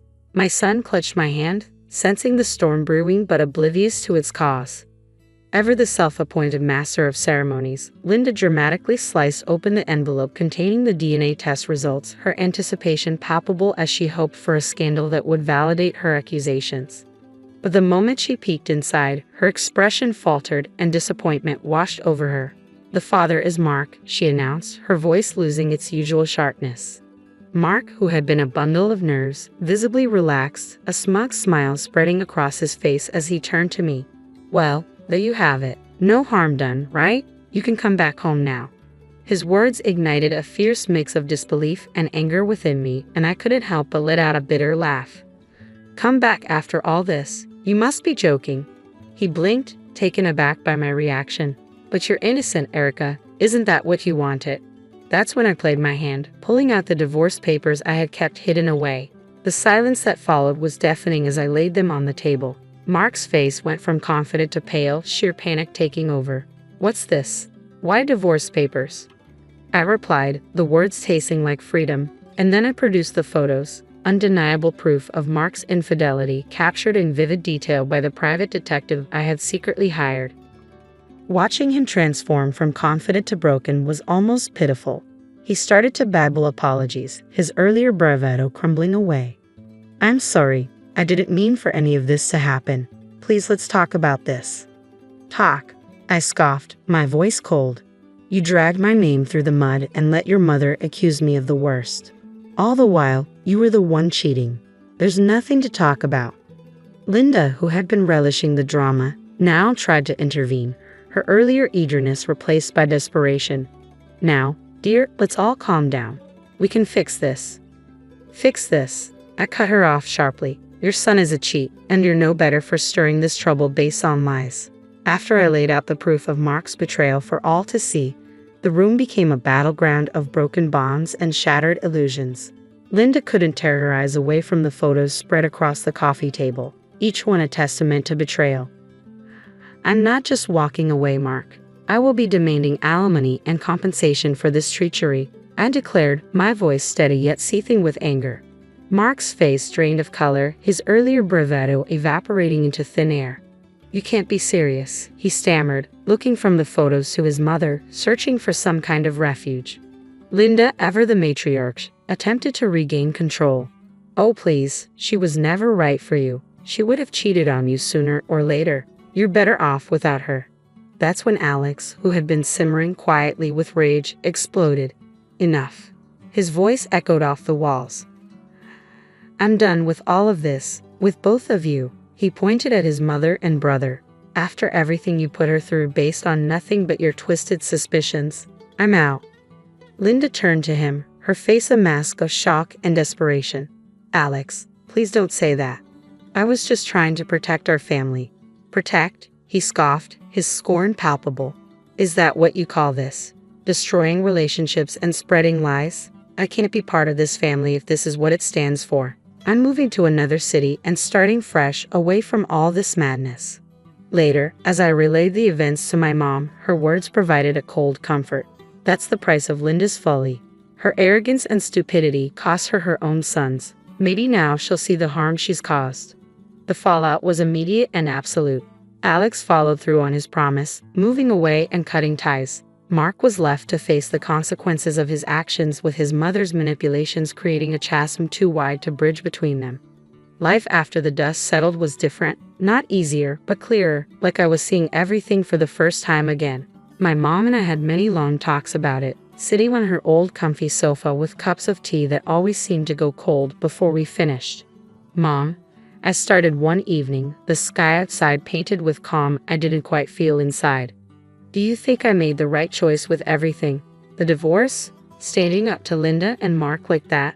My mom set her cup down, looking at me with those wise eyes that had seen more of life than I ever wished to. "Darling, you did what you had to do. You stood up for yourself, for your dignity. That's more important than staying in a marriage built on distrust." The biggest change, besides the obvious, was Alex's departure. He called me once just before leaving. "I can't stay here, not after everything. I need to start fresh somewhere where every corner doesn't remind me of all this." "I understand," I said. "You'll always have a friend in me, Alex. You were the only one who really saw me through this mess." He chuckled, the sound holding a shadow of our shared troubles. "You take care of yourself, all right?" After hanging up, I felt a pang of loss, not just for the relationship I thought I had with Mark, but for the family I thought I belonged to. Months passed and life found a new rhythm. My blog started gaining traction, becoming a space where I could share not just fitness and health tips, but also personal stories of resilience and starting over. It resonated with people more than I expected. As I settled into this new chapter of my life, finding solace in the routine I'd built for me and my son, my phone rang out of the blue one afternoon. The screen flashed a name I hadn't seen in a while: Linda. My initial instinct was to ignore it, let it go to voicemail, but something, maybe curiosity or a desire to finally put it all to rest, made me answer. "Hello." Her voice came through shaky and laced with regret. "Erica, I was wondering, could I see him? My grandson." The audacity of her request stopped me cold. I was transported back to that living room, feeling the weight of her accusations all over again. "You've got some nerve, Linda," I said, my voice steady but firm. "After all the hell you put us through, now you want to play grandma? You didn't even want to see him before." She started to cry, mumbling apologies between sobs, trying to explain herself. But I wasn't having any of it. "Save your tears, Linda. It's too late for sorry. But please, I just want to make things right," she pleaded, desperation creeping into her voice. I sighed, a deep, weary sigh. "You should have thought of that before you made your bed. Now you get to lie in it alone." Without waiting for her response, I hung up. The finality of the click echoed through me. It was harsh, but necessary. A line had been drawn, and for the first time in a long while, I felt like I was in control of where things were headed. Looking at my son, now a little older and wiser beyond his years, I knew we were going to be okay. We had each other, and a future that was ours to shape. Hello, I'm Alexis, 29 years old, and I navigate a delicate balance between my professional life at home and in the office. My husband, Bruce, who shares my age, has a deep affection for his mother, Doris. Unfortunately, Doris often treats me unkindly, which adds tension to our relationship. Despite these challenges, Bruce and I recently celebrated our second wedding anniversary, and I take pride in managing the complexities that come with it. Work has become my sanctuary, providing both an escape and a sense of fulfillment, leading to several promotions, an accomplishment not often seen among women in my field. Currently, I'm on a business trip in Europe for crucial meetings. During one of these meetings, my phone, which was on silent, vibrated insistently, a sign that something unusual was happening. I noticed 5 missed calls from Doris and felt a wave of concern. Thinking it might be an emergency, I decided to step outside to return her call. Just as I was about to dial, she called again. "Hello, Alexis, where are you?" she demanded, her annoyance evident. I hesitated, disliking her tone, but responded, "Hi, Doris, I'm in a meeting. Is everything okay?" "Where are you?" she repeated, impatience dripping from her words. Though her demeanor irritated me, I was determined to avoid confrontation. "I'm sorry, Doris. Didn't Bruce tell you? I'm on a business trip, and can we talk later?" "Bruce mentioned it, but what are you doing leaving your house and husband alone?" "Come home immediately," she insisted, her abruptness as usual. "I can't leave right now. I'm in the middle of something important," I began to explain, but she cut me off. "You're so controlling, even though you're just Bruce's wife." I don't care about your excuses. Come home right now. Her sharp words stung, but I needed to keep my composure for the sake of my professional responsibilities. Do you realize the significance of today? I asked, bewildered. Oh, you really don't know. She smirked slightly. We're celebrating my 62nd birthday today. Her tone dripped with expectation and triumph, catching me off guard. I remembered her birthday was later in the month, and this revelation was particularly surprising since I was on a business trip. Bruce and I had planned a special dinner at an upscale restaurant to celebrate her milestone. I was growing weary of Doris's incessant attempts to control every situation, which seemed to escalate every year, especially when I was busy with work. As I mentioned, I can't come back home today. I'm away on business, I explained calmly. That's amusing, she shot back sarcastically. I spoke to Bruce earlier, and he's taken the day off for me. All the relatives will be there. But you're always buried in work. You seem so detached. How do you think that makes your husband's family feel? Her words were meant to hurt, and I knew engaging further would only escalate the situation. Since I was still in a meeting, I had little choice but to end the call. I'm sorry, but I can't attend your birthday celebration today, I said firmly. Doris's tone shifted, frustration evident in her voice. Fine then, I won't consider you part of the family anymore. Don't bother coming back, it's like a divorce. Bruce deserves better. Her sharp remarks left me angry and distressed, but I refused to escalate the argument over the phone. All right, we can discuss this when I get back. I'm sorry, but I need to go now, I replied, trying to keep my tone steady. What's with that attitude? Doris snapped back. I told you not to come back. I'll talk to Bruce myself. With that, she hung up. Exhausted from my interaction with my mother-in-law, I returned to my meeting, letting out a deep sigh. After 3 grueling days of back-to-back meetings, I finally headed home, my mind consumed with anger and frustration from the confrontation with Doris. I barely registered the drive, lost in my thoughts.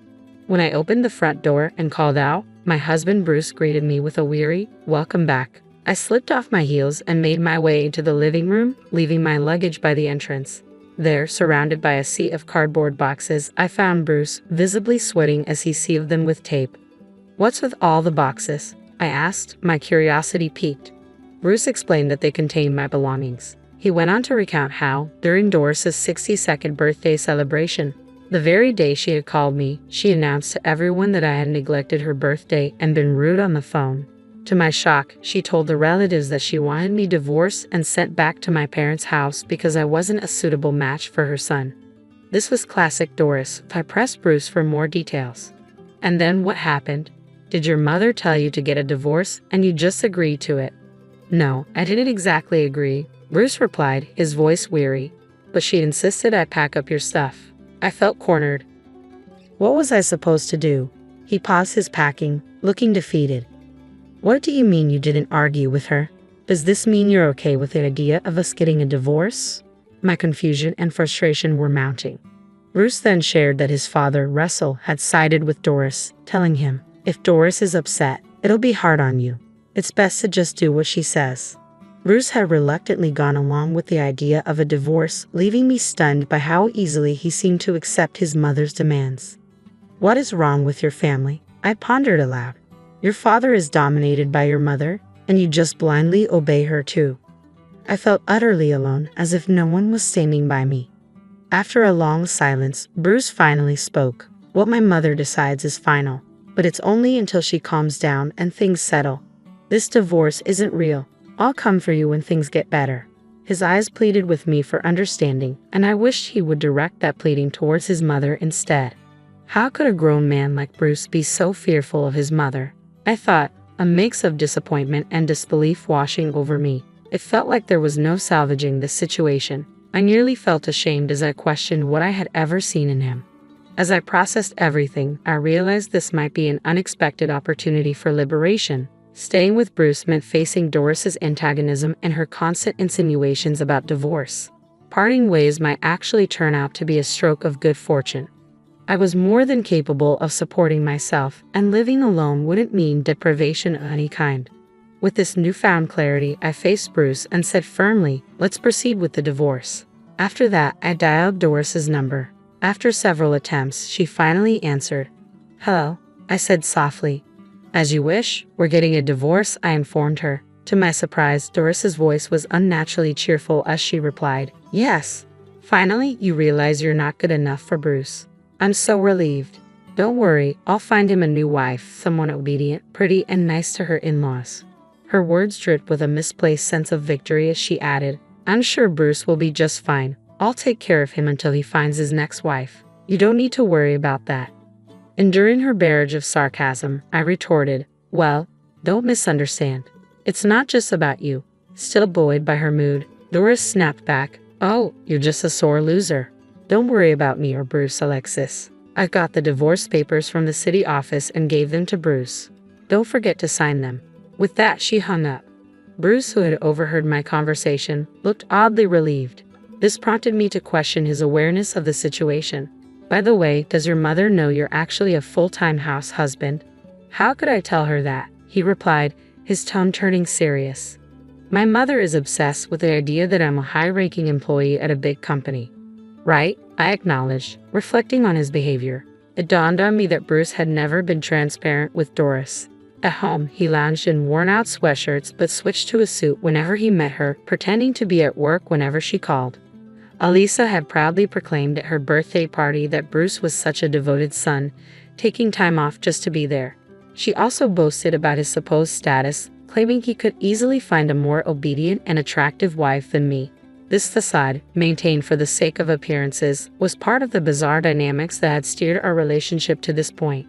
The truth's revelation seemed inevitable once our divorce was finalized, but Doris, who held her son in such high esteem, would likely never anticipate that Bruce was no longer employed at the prestigious company he once worked for. In fact, he had left that job about a year ago. What Doris perceived as her elite, high-status son was now an unemployed, full-time house husband. Bruce's departure from his job stemmed from a significant mistake that led to a demotion, a pay cut, and a formal apology. He had likely kept this hidden from his mother, fearing her reaction. The setback had a profound effect on him, especially given Doris's tendency to coddle him. The mere thought of returning to an office environment and facing the repercussions of his error triggered immense anxiety and nausea. Initially, he tried to manage the situation by reporting his absences and requesting paid leave. But eventually, he stopped calling altogether. As his unauthorized absences piled up, he was terminated. Now, without any intention of seeking new employment, Bruce relied heavily on my income, knowing that sharing this with Doris would unleash both her fury and disappointment. I felt a twinge of regret at the thought of not witnessing Doris's reaction upon discovering her son's situation after my departure. I imagined she would be utterly shocked, perhaps even to an extreme degree. However, that was no longer my concern. When Bruce handed me the divorce papers, he mentioned that they were merely a facade to appease his mother. "Okay," I said, processing the information. I promptly filed the papers and signed a lease for a new apartment, planning to move out as soon as possible. A month later, to my surprise, Doris called. Despite believing I had severed ties for good, curiosity got the better of me, and I answered, "What do you want now? Aren't you happy to be rid of me?" I asked, my voice tinged with sarcasm. "You're still the same. Just listen to me," Doris replied, her tone unchanged. As she spoke about Bruce, she revealed that since my departure, she had visited his apartment multiple times to help with chores, only to find him idly lounging in his room each time, with no indication of going to work or being ill. Suppressing a laugh, I responded nonchalantly, "Well, Bruce is like that because he has no intention of working again." Doris, seemingly oblivious to her role in the situation, shockingly asked, "Alexis, can you do something about it?" "Why should I? You didn't want me in your family and wanted nothing to do with me," I retorted. It was so typical of her to ask for help only when it suited her after having mistreated me for so long. The irony of the situation was not lost on me, and I felt a sense of vindication as I realized the full extent of her self-inflicted predicament. Doris then tried to pin the blame on me. "I was wondering if you said something to Bruce before you left." I was incredulous at her insinuation. "Really, Doris? You think I married Bruce just for a luxurious life? Why would the divorce hurt if that were true?" She eyed me suspiciously as if I had married Bruce solely for his wealth. "Are you kidding me? I was the one supporting Bruce financially throughout our marriage. It was me providing for him, not the other way around. Because of him, I couldn't even afford to live extravagantly, I continued, the thought crossing my mind of whether I should consider asking for alimony. Doris was taken aback by my statement. How dare you make up something like that, Alexis? You just forgot to ask for alimony, didn't you? Bruce has a higher income and position than you. Don't be so unreasonable. If you want money, Bruce can pay whatever you want. After all, he is a high-level employee at a major company, she retorted, her argument as preposterous as ever. Perhaps Bruce had yet to tell her the truth. I didn't want to seem like I was merely gossiping. But I saw an opportunity to set the record straight. Your proud son is a full-time house husband. He quit his job a long time ago, I revealed. You're lying, Doris shouted, her voice so loud that I winced, fearing for my eardrums. Pulling the phone away from my ear, I suggested, why don't you check with his company? You'll find out who's telling the truth. Doris went silent for a moment, then her tone noticeably softened. Well, what if that's true? How are we going to manage? I can't support my son on just my pension, and no one will want to marry him if he's unemployed. What are we going to do? I couldn't help but grin at her sudden change of heart. What shall we do? I echoed, amusement lacing my voice.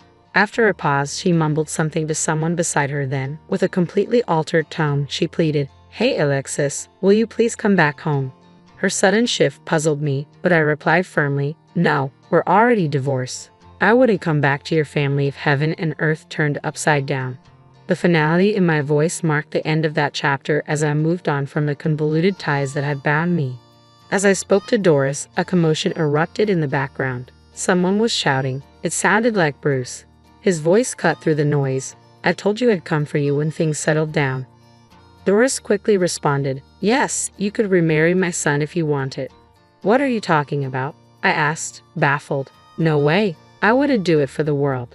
Don't joke about this. I made it clear to Doris that I had no interest in rekindling anything with her son or entangling myself in any more toxic dynamics. I was done with someone who was overly devoted to his mother. I did what you asked, so please stop changing your mind, Doris retorted. But the tension was palpable, even through the phone. It's not like you should take my words so seriously. You've been quite dismissive, haven't you? She added. I didn't think you'd go through with divorcing my son.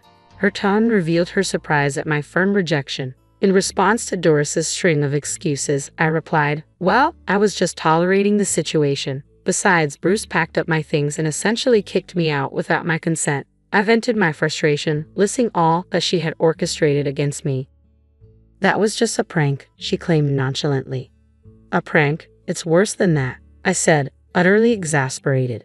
There was nothing more to be said. Glancing at my watch, I noted it was nearly 2:00 p.m. My lunch break had been squandered on this fruitless conversation. Ah, Doris, are you done now? I asked, eager to wrap things up. Alexis, what did you say? She replied, her voice sickeningly sweet. Did she think a sweet tone would soften my response? Knowing I wouldn't meet her expectations, I said firmly, I'm going to hang up now. I have another meeting in a few minutes and need to review some documents. As I began to disconnect the call, Doris persisted. Wait, Alexis. Hey, Alexis, say something. I could hear her shouting as I hung up, leaving the chaos and unwelcome entreaties behind me. I was ready to move forward, free from the turmoil that had entangled me for too long. During the chaos of our phone call, Doris took the opportunity to berate Bruce, chiding him for mishandling the situation and pointing out the consequences of his actions. It became evident that she was quick to blame everyone else for her troubles. Completely drained by her behavior, I ended the call and decided to block her number for good. Afterward, Bruce tried repeatedly to reach me. Seeing a clear path forward, I consulted my lawyer about seeking alimony. Faced with the prospect of legal action, Bruce's family, likely anxious about the ramifications, agreed to settle the alimony in a lump sum payment. It seemed my former in-laws had to advance the money, which left Russell and Doris constantly agitated with Bruce. They urged him daily to find a job, which only added to his frustrations. Ultimately, Bruce moved back into his parents' house because he could no longer afford his apartment rent. He blamed his parents for his situation, which strained their finances, including their pension and retirement savings. Like mother, like son, they continued to blame each other for their predicaments while refusing to reflect on their contributions to the mess they were in. They were even considering applying for welfare, a move I hoped would make them realize that their selfish behavior couldn't continue indefinitely. On a brighter note for me, the business proposal I made during my trip was accepted, leading to a significant contract. This achievement resulted in another promotion, a higher salary, and a more affluent lifestyle. Now, enjoying the freedom of a rich bachelor's existence, I was relieved to be free from the torment of in-laws and financial dependence on family members. Reflecting on the past, if I ever considered marriage again, I would undoubtedly conduct a thorough background check to avoid any mama's boys or troublesome in-laws. Hannah suggested that I move into a budget-friendly apartment, believing my home-based activities didn't justify my living in the family house. Fresh from the city, she was determined to take my place in the home I shared with my in-laws. They never truly understood my work-from-home lifestyle, and now, with Hannah's influence, even my husband, William, seemed to conspire against me. It was disheartening that they didn't recognize that I was the one shouldering the mortgage for the house. The realization hit me hard. Why should I remain with people who made me feel unwanted? If they were so eager for me to leave, then that was exactly what I would do. I had reached my limit, and fueled by frustration, I decided to transfer the mortgage responsibilities to them. After making that choice, I ended my marriage with William and stepped away, unaware of the challenges they would soon face without me. My name is Amy. William, my husband, was 3 years older than me. Our paths crossed at work, but ours was no ordinary workplace romance. William worked for the janitorial service at my office. Life had dealt me a harsh blow when I lost both my parents in quick succession. My father fell ill and was given only 5 months to live. During his illness, my mother also succumbed to her own health problems. With their passing, I was left to navigate life alone, having no siblings or parents to turn to. The grief would often overwhelm me at unexpected moments, bringing me to tears. Yet I masked my sorrow with smiles, especially at work. The day William and I first truly connected, I was lost in thought by a window trying to hide my pain. Although we had exchanged nods before, we had never really talked. That day, William approached me, checking in on my somber mood. Opening up to him felt surprisingly easy, perhaps because he was somewhat of a stranger. When he learned about my parents, his empathy provided comfort. He shared his close relationship with his own parents, which helped me feel less alone in my sense of loss. This marked the beginning of our conversations and eventually our relationship outside of work. When we started dating, William introduced me to his parents, who welcomed me warmly and offered kindness in light of my situation. Our bond with his family deepened effortlessly, leading us to marriage without the need for a traditional proposal. After our wedding, we found a cozy apartment near his parents and embarked on a new life together, envisioning a future that might include starting a family. I shifted careers to a remote role for more flexibility. Although I shared this significant change with William, he didn't fully grasp what it entailed. He knew I worked from home, but the nuances of my job were a mystery to him. Despite the job change, my income remained stable, allowing me to cover our living expenses. William earned less, so we agreed he would save his earnings. His financial contributions were minimal, primarily because his social life was modest and inexpensive, mostly involving outings with me or friends. He was comfortable with me managing our finances, which suited us well. Working remotely brought many benefits, including the joy of sharing leisurely meals with William, a luxury I never had at my old job. Cooking had once been a simple affair, but eager to please him, I found delight in preparing more intricate meals. Our life together felt tranquil and fulfilling. However, a few years into our marriage, an unexpected crisis struck. A devastating fire destroyed William's childhood home, erasing cherished memories and belongings. Thankfully, his parents were safe, but the loss was immense. They moved in with us temporarily, and I sought to uplift them, much like they had supported me through my own parents' deaths. I took on additional household duties and made comforting meals while managing my work. Despite our best efforts to make them feel at home, William's parents were acutely aware of the dependence on us and expressed concerns about overstaying their welcome. They clearly longed for their independence, which led William and me to a significant decision. We would build a new home to accommodate all of us. Although we had never explicitly discussed this before, it felt right given our circumstances. I had been saving diligently, separate from William's savings, and the timing seemed perfect to use those funds to construct a new home, a place symbolizing a fresh start for his parents while honoring the past. The original house, a charming wooden structure built by my great-grandfather, held many memories but was no longer practical. Our decision to build a new house was met with joy and gratitude from William's parents, marking the beginning of an exciting new chapter for all of us. This collaborative effort was a testament to our family's resilience in the face of adversity. As William's parents aged, their health concerns grew, leading to numerous special requests for the new house we planned to build. Eager to ensure their comfort, William proposed several additional features, which of course drove the cost significantly higher than we had initially planned. Despite the escalating expenses, we were determined to make it work. I embraced the enhancements for our new home, believing in the long-term benefits they would bring. Around this time, I began to notice a shift in dynamics between William and his parents, Samantha and Tyler. He started to assert himself as the primary force behind the house's construction, and they frequently expressed their gratitude to him while overlooking my financial contributions entirely. Despite the mortgage and ownership documents being in my name and the down payment coming from my savings, it seemed William hadn't shared these details with them. His constant claims led his parents to pressure me into showing gratitude for something I felt I had rightfully contributed to. My contributions weren't about seeking acknowledgement from William, Samantha, or Tyler. I contributed more financially simply because I was able to, not out of a desire for thanks. However, William's failure to correct his parents' misconceptions, combined with his jokes about my supposed indebtedness to him, left me feeling deeply frustrated. I didn't demand he disclose the full extent of my contributions, but I hoped he would at least stop diminishing my role. Instead, he seemed emboldened by the house construction project, and to my dismay, I discovered he was spreading falsehoods about his employment, falsely claiming the connection to the prestigious company I was associated with. While he did have business interactions with them, the way he presented it was misleading. This pattern of dishonesty and inflated self-importance eroded my trust in him, making interactions with his parents increasingly uncomfortable as they seemed to favor him unconditionally. I had hoped moving into our new home would alleviate these tensions, but the opposite happened. Once we settled in, the underlying issues intensified. William and his parents failed to understand the legitimacy of my remote work, misinterpreting my home-based job as leisure. Complaints about my supposed idleness became more frequent, accompanied by insinuations that I should contribute more despite my financial support and ongoing work commitments. Their attitudes drove me to seek refuge outside our home, opting to work from a cafe just to escape the constant snide remarks. This change in my work environment was a direct response to the growing discomfort and misunderstanding within my own home, highlighting the deepening divide between us. I continually urged William to address his parents' misconceptions about my work.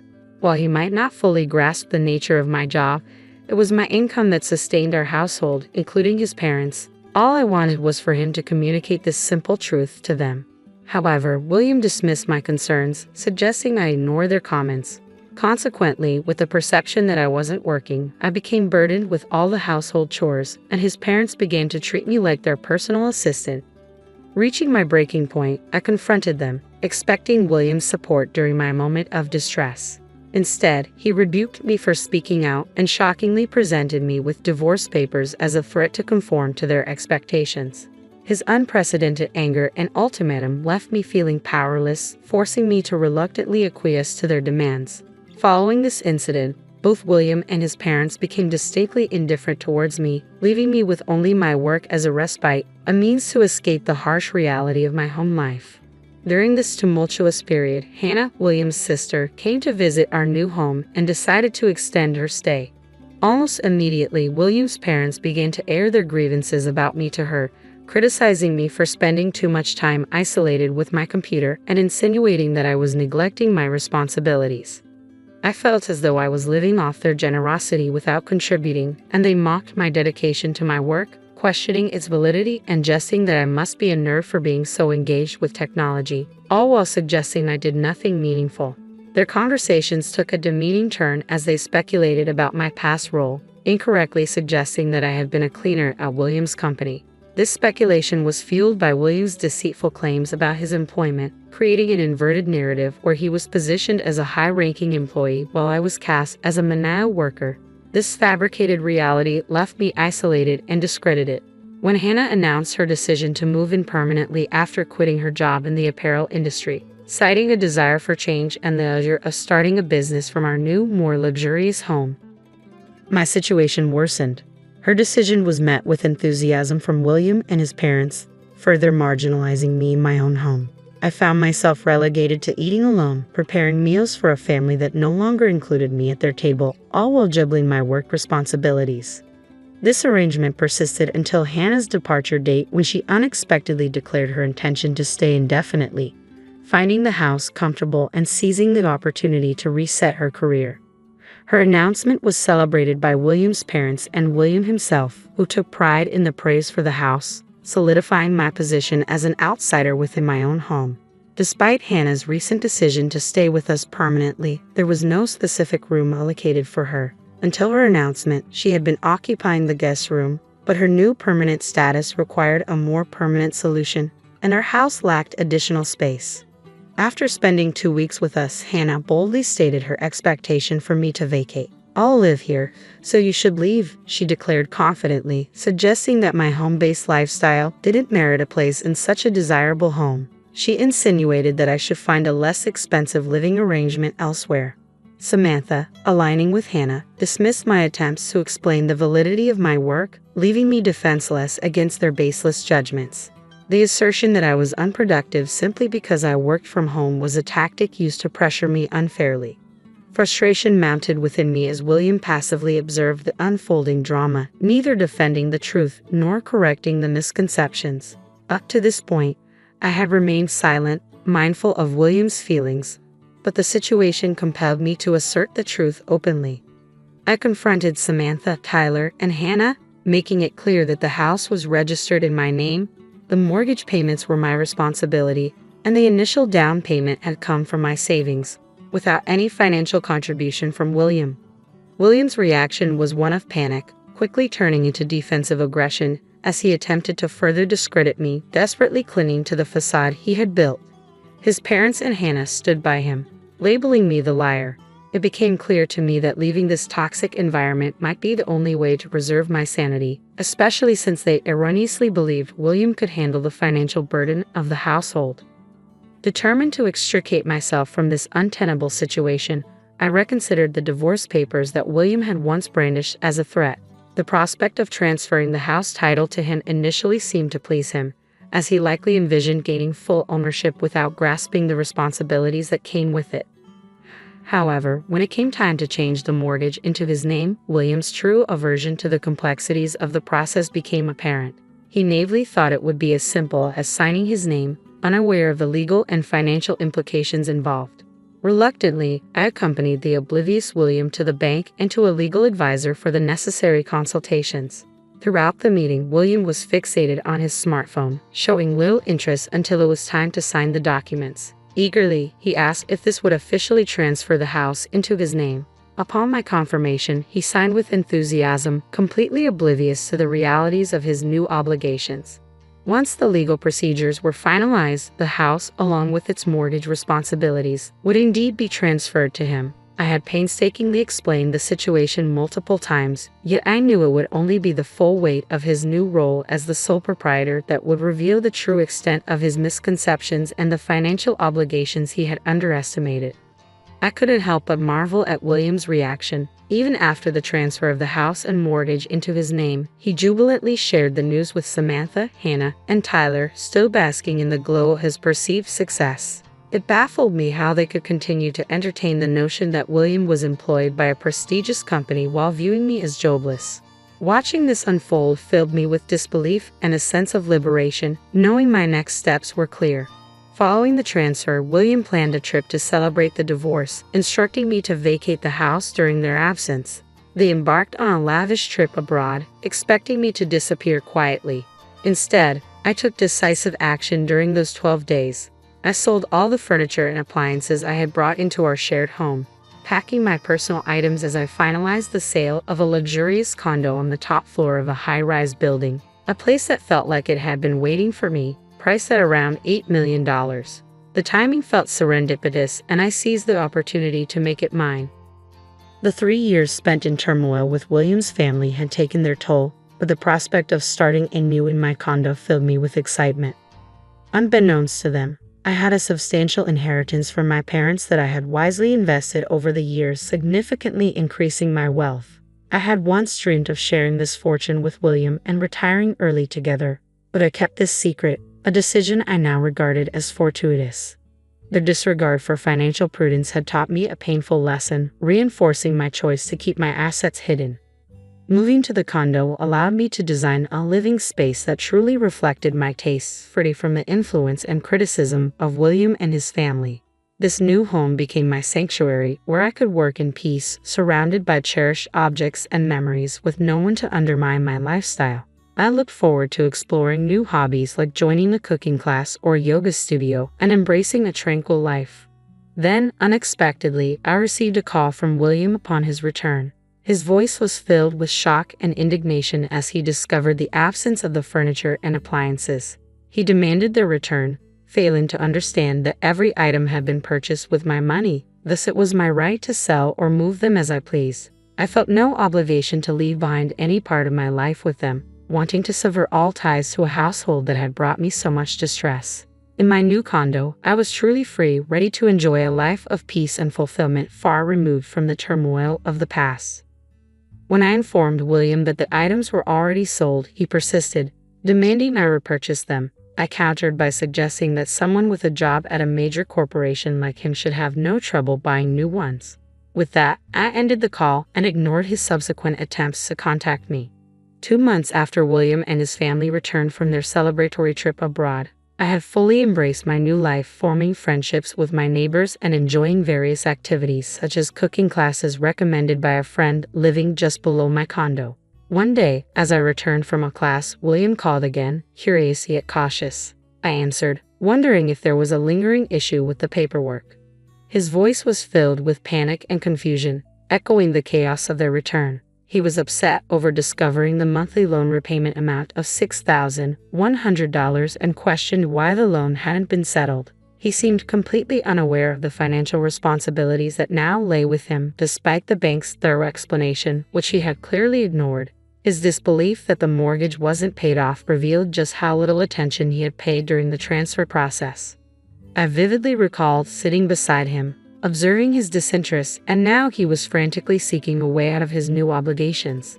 But it was too late. He had already signed the mortgage over to his name. William's realization that he was solely responsible for the loan repayments marked a turning point. His assumption that I would be struggling after the divorce was utterly baseless. I had managed our finances throughout our marriage, ensuring a comfortable life for both of us.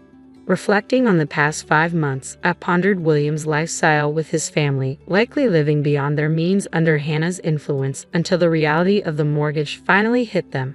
His predicament felt distant to me now, as if it belonged to a stranger, and I found myself indifferent to their financial woes. I took a moment to enlighten William about my current situation, living comfortably in a luxurious condo thanks to my successful investments. His silence on the phone was telling. And after that revelation, his calls ceased, leading me to believe he had somehow coped with his situation. Unexpectedly, William reached out again, reigniting the connection I thought had been severed. Despite our history, I felt a sense of detachment as our lives had diverged significantly since the divorce. My focus remained on my newfound independence and tranquility, far removed from the complexities of my previous life with him and his family. When William called this time, I wondered what urgent matter had prompted his reach. It turned out to be a crisis. Their house was in the process of being seized. In the background, I could hear the anxious voices of his family, Samantha, Tyler, and Hannah, each filled with desperation. William, panic evident in his voice, pleaded for my help. An enforcement officer was at their doorstep, explaining that the house was set for auction and they were on the verge of eviction. I was genuinely surprised when I inquired about any warning letters, suggesting they hadn't received any. Upon further questioning, he sheepishly admitted that such letters might have been intentionally overlooked, opened without any action taken. Each family member seemed to assume that someone else was managing the loan repayments. As the reality of their situation sank in, foreclosure looming, and the full loan amount demanded immediately, I couldn't help expressing my frustration at William's apparent hopelessness. I suggested pooling their savings as a potential solution, only to be met with the bleak reality that such an option was off the table. Samantha and Tyler had depleted their savings on lavish travels, banking on their son's future support, while Hannah hadn't left her job by choice. she'd been fired for embezzling funds, a far cry from the successful city life she claimed to lead. The financial facade they maintained crumbled, revealing a dire situation. William had exhausted his savings, living under the pretense of a lucrative job while his family indulged in extravagance, all under the false assumption that their financial stability was secure. The accumulation of these poor decisions led to the inevitable seizure of their home. In the midst of this chaos, William made a desperate proposition for all of us to live together in my luxury condo, as if our divorce hadn't severed our legal and emotional ties. My response was firm and unequivocal. I refused. Our divorce marked the end of our shared paths, and my new life in the condo was a sanctuary built for my independence and success, far removed from the turmoil and deceit that had characterized our marriage. As the saga unfolded, my resolve hardened, especially after hearing my ex-in-laws, Samantha, Tyler, and Hannah, hurling insults at me in the background of the call. They called me heartless, a scammer, and a thief, only solidifying my decision to cut ties with them. Their bitterness and blame were a direct consequence of their own choices, showing no signs of self-reflection or remorse. Eventually, their argument spiraled inward, turning into a cacophony of blame among themselves. At that moment, I chose to sever all ties, quietly ending the call and ensuring no further contact by blocking William's number. A few days later, a newspaper headline caught my eye, detailing a father-son altercation that escalated to police intervention, immediately raising suspicions about William and his family. Confirmation came through a mutual acquaintance, revealing the dispute did indeed involve them and stemmed from tensions that boiled over after my last conversation with William. The altercation led to their arrest and minor injuries for all involved, along with a police warning. This incident not only bruised their physical well-being but also tarnished William's professional reputation, as rumors of the fight spread through his workplace, leaving him in a precarious position. Following the fight, the house was sold and the family relocated to a dilapidated apartment, a stark contrast to their previous living conditions. Their new life was marred by infestations and neighborly complaints, marking a significant downgrade. Hannah's history of embezzlement further complicated their attempts to stabilize, making it nearly impossible for her to secure employment. Thus, the family's financial burden fell solely on William, who, despite his efforts to locate me, found his inquiries fruitless thanks to the discretion of our mutual friends and the vigilance of my condo's concierge service. This chapter of my life, filled with turmoil and strife, felt conclusively closed as I embraced my new existence in the luxury condo. Far removed from the chaos, my days were now filled with hobbies, work, and the peaceful solitude of single life. The decision to move forward, unencumbered by the past or thoughts of marriage, was not just a choice but a declaration of my newfound independence and contentment.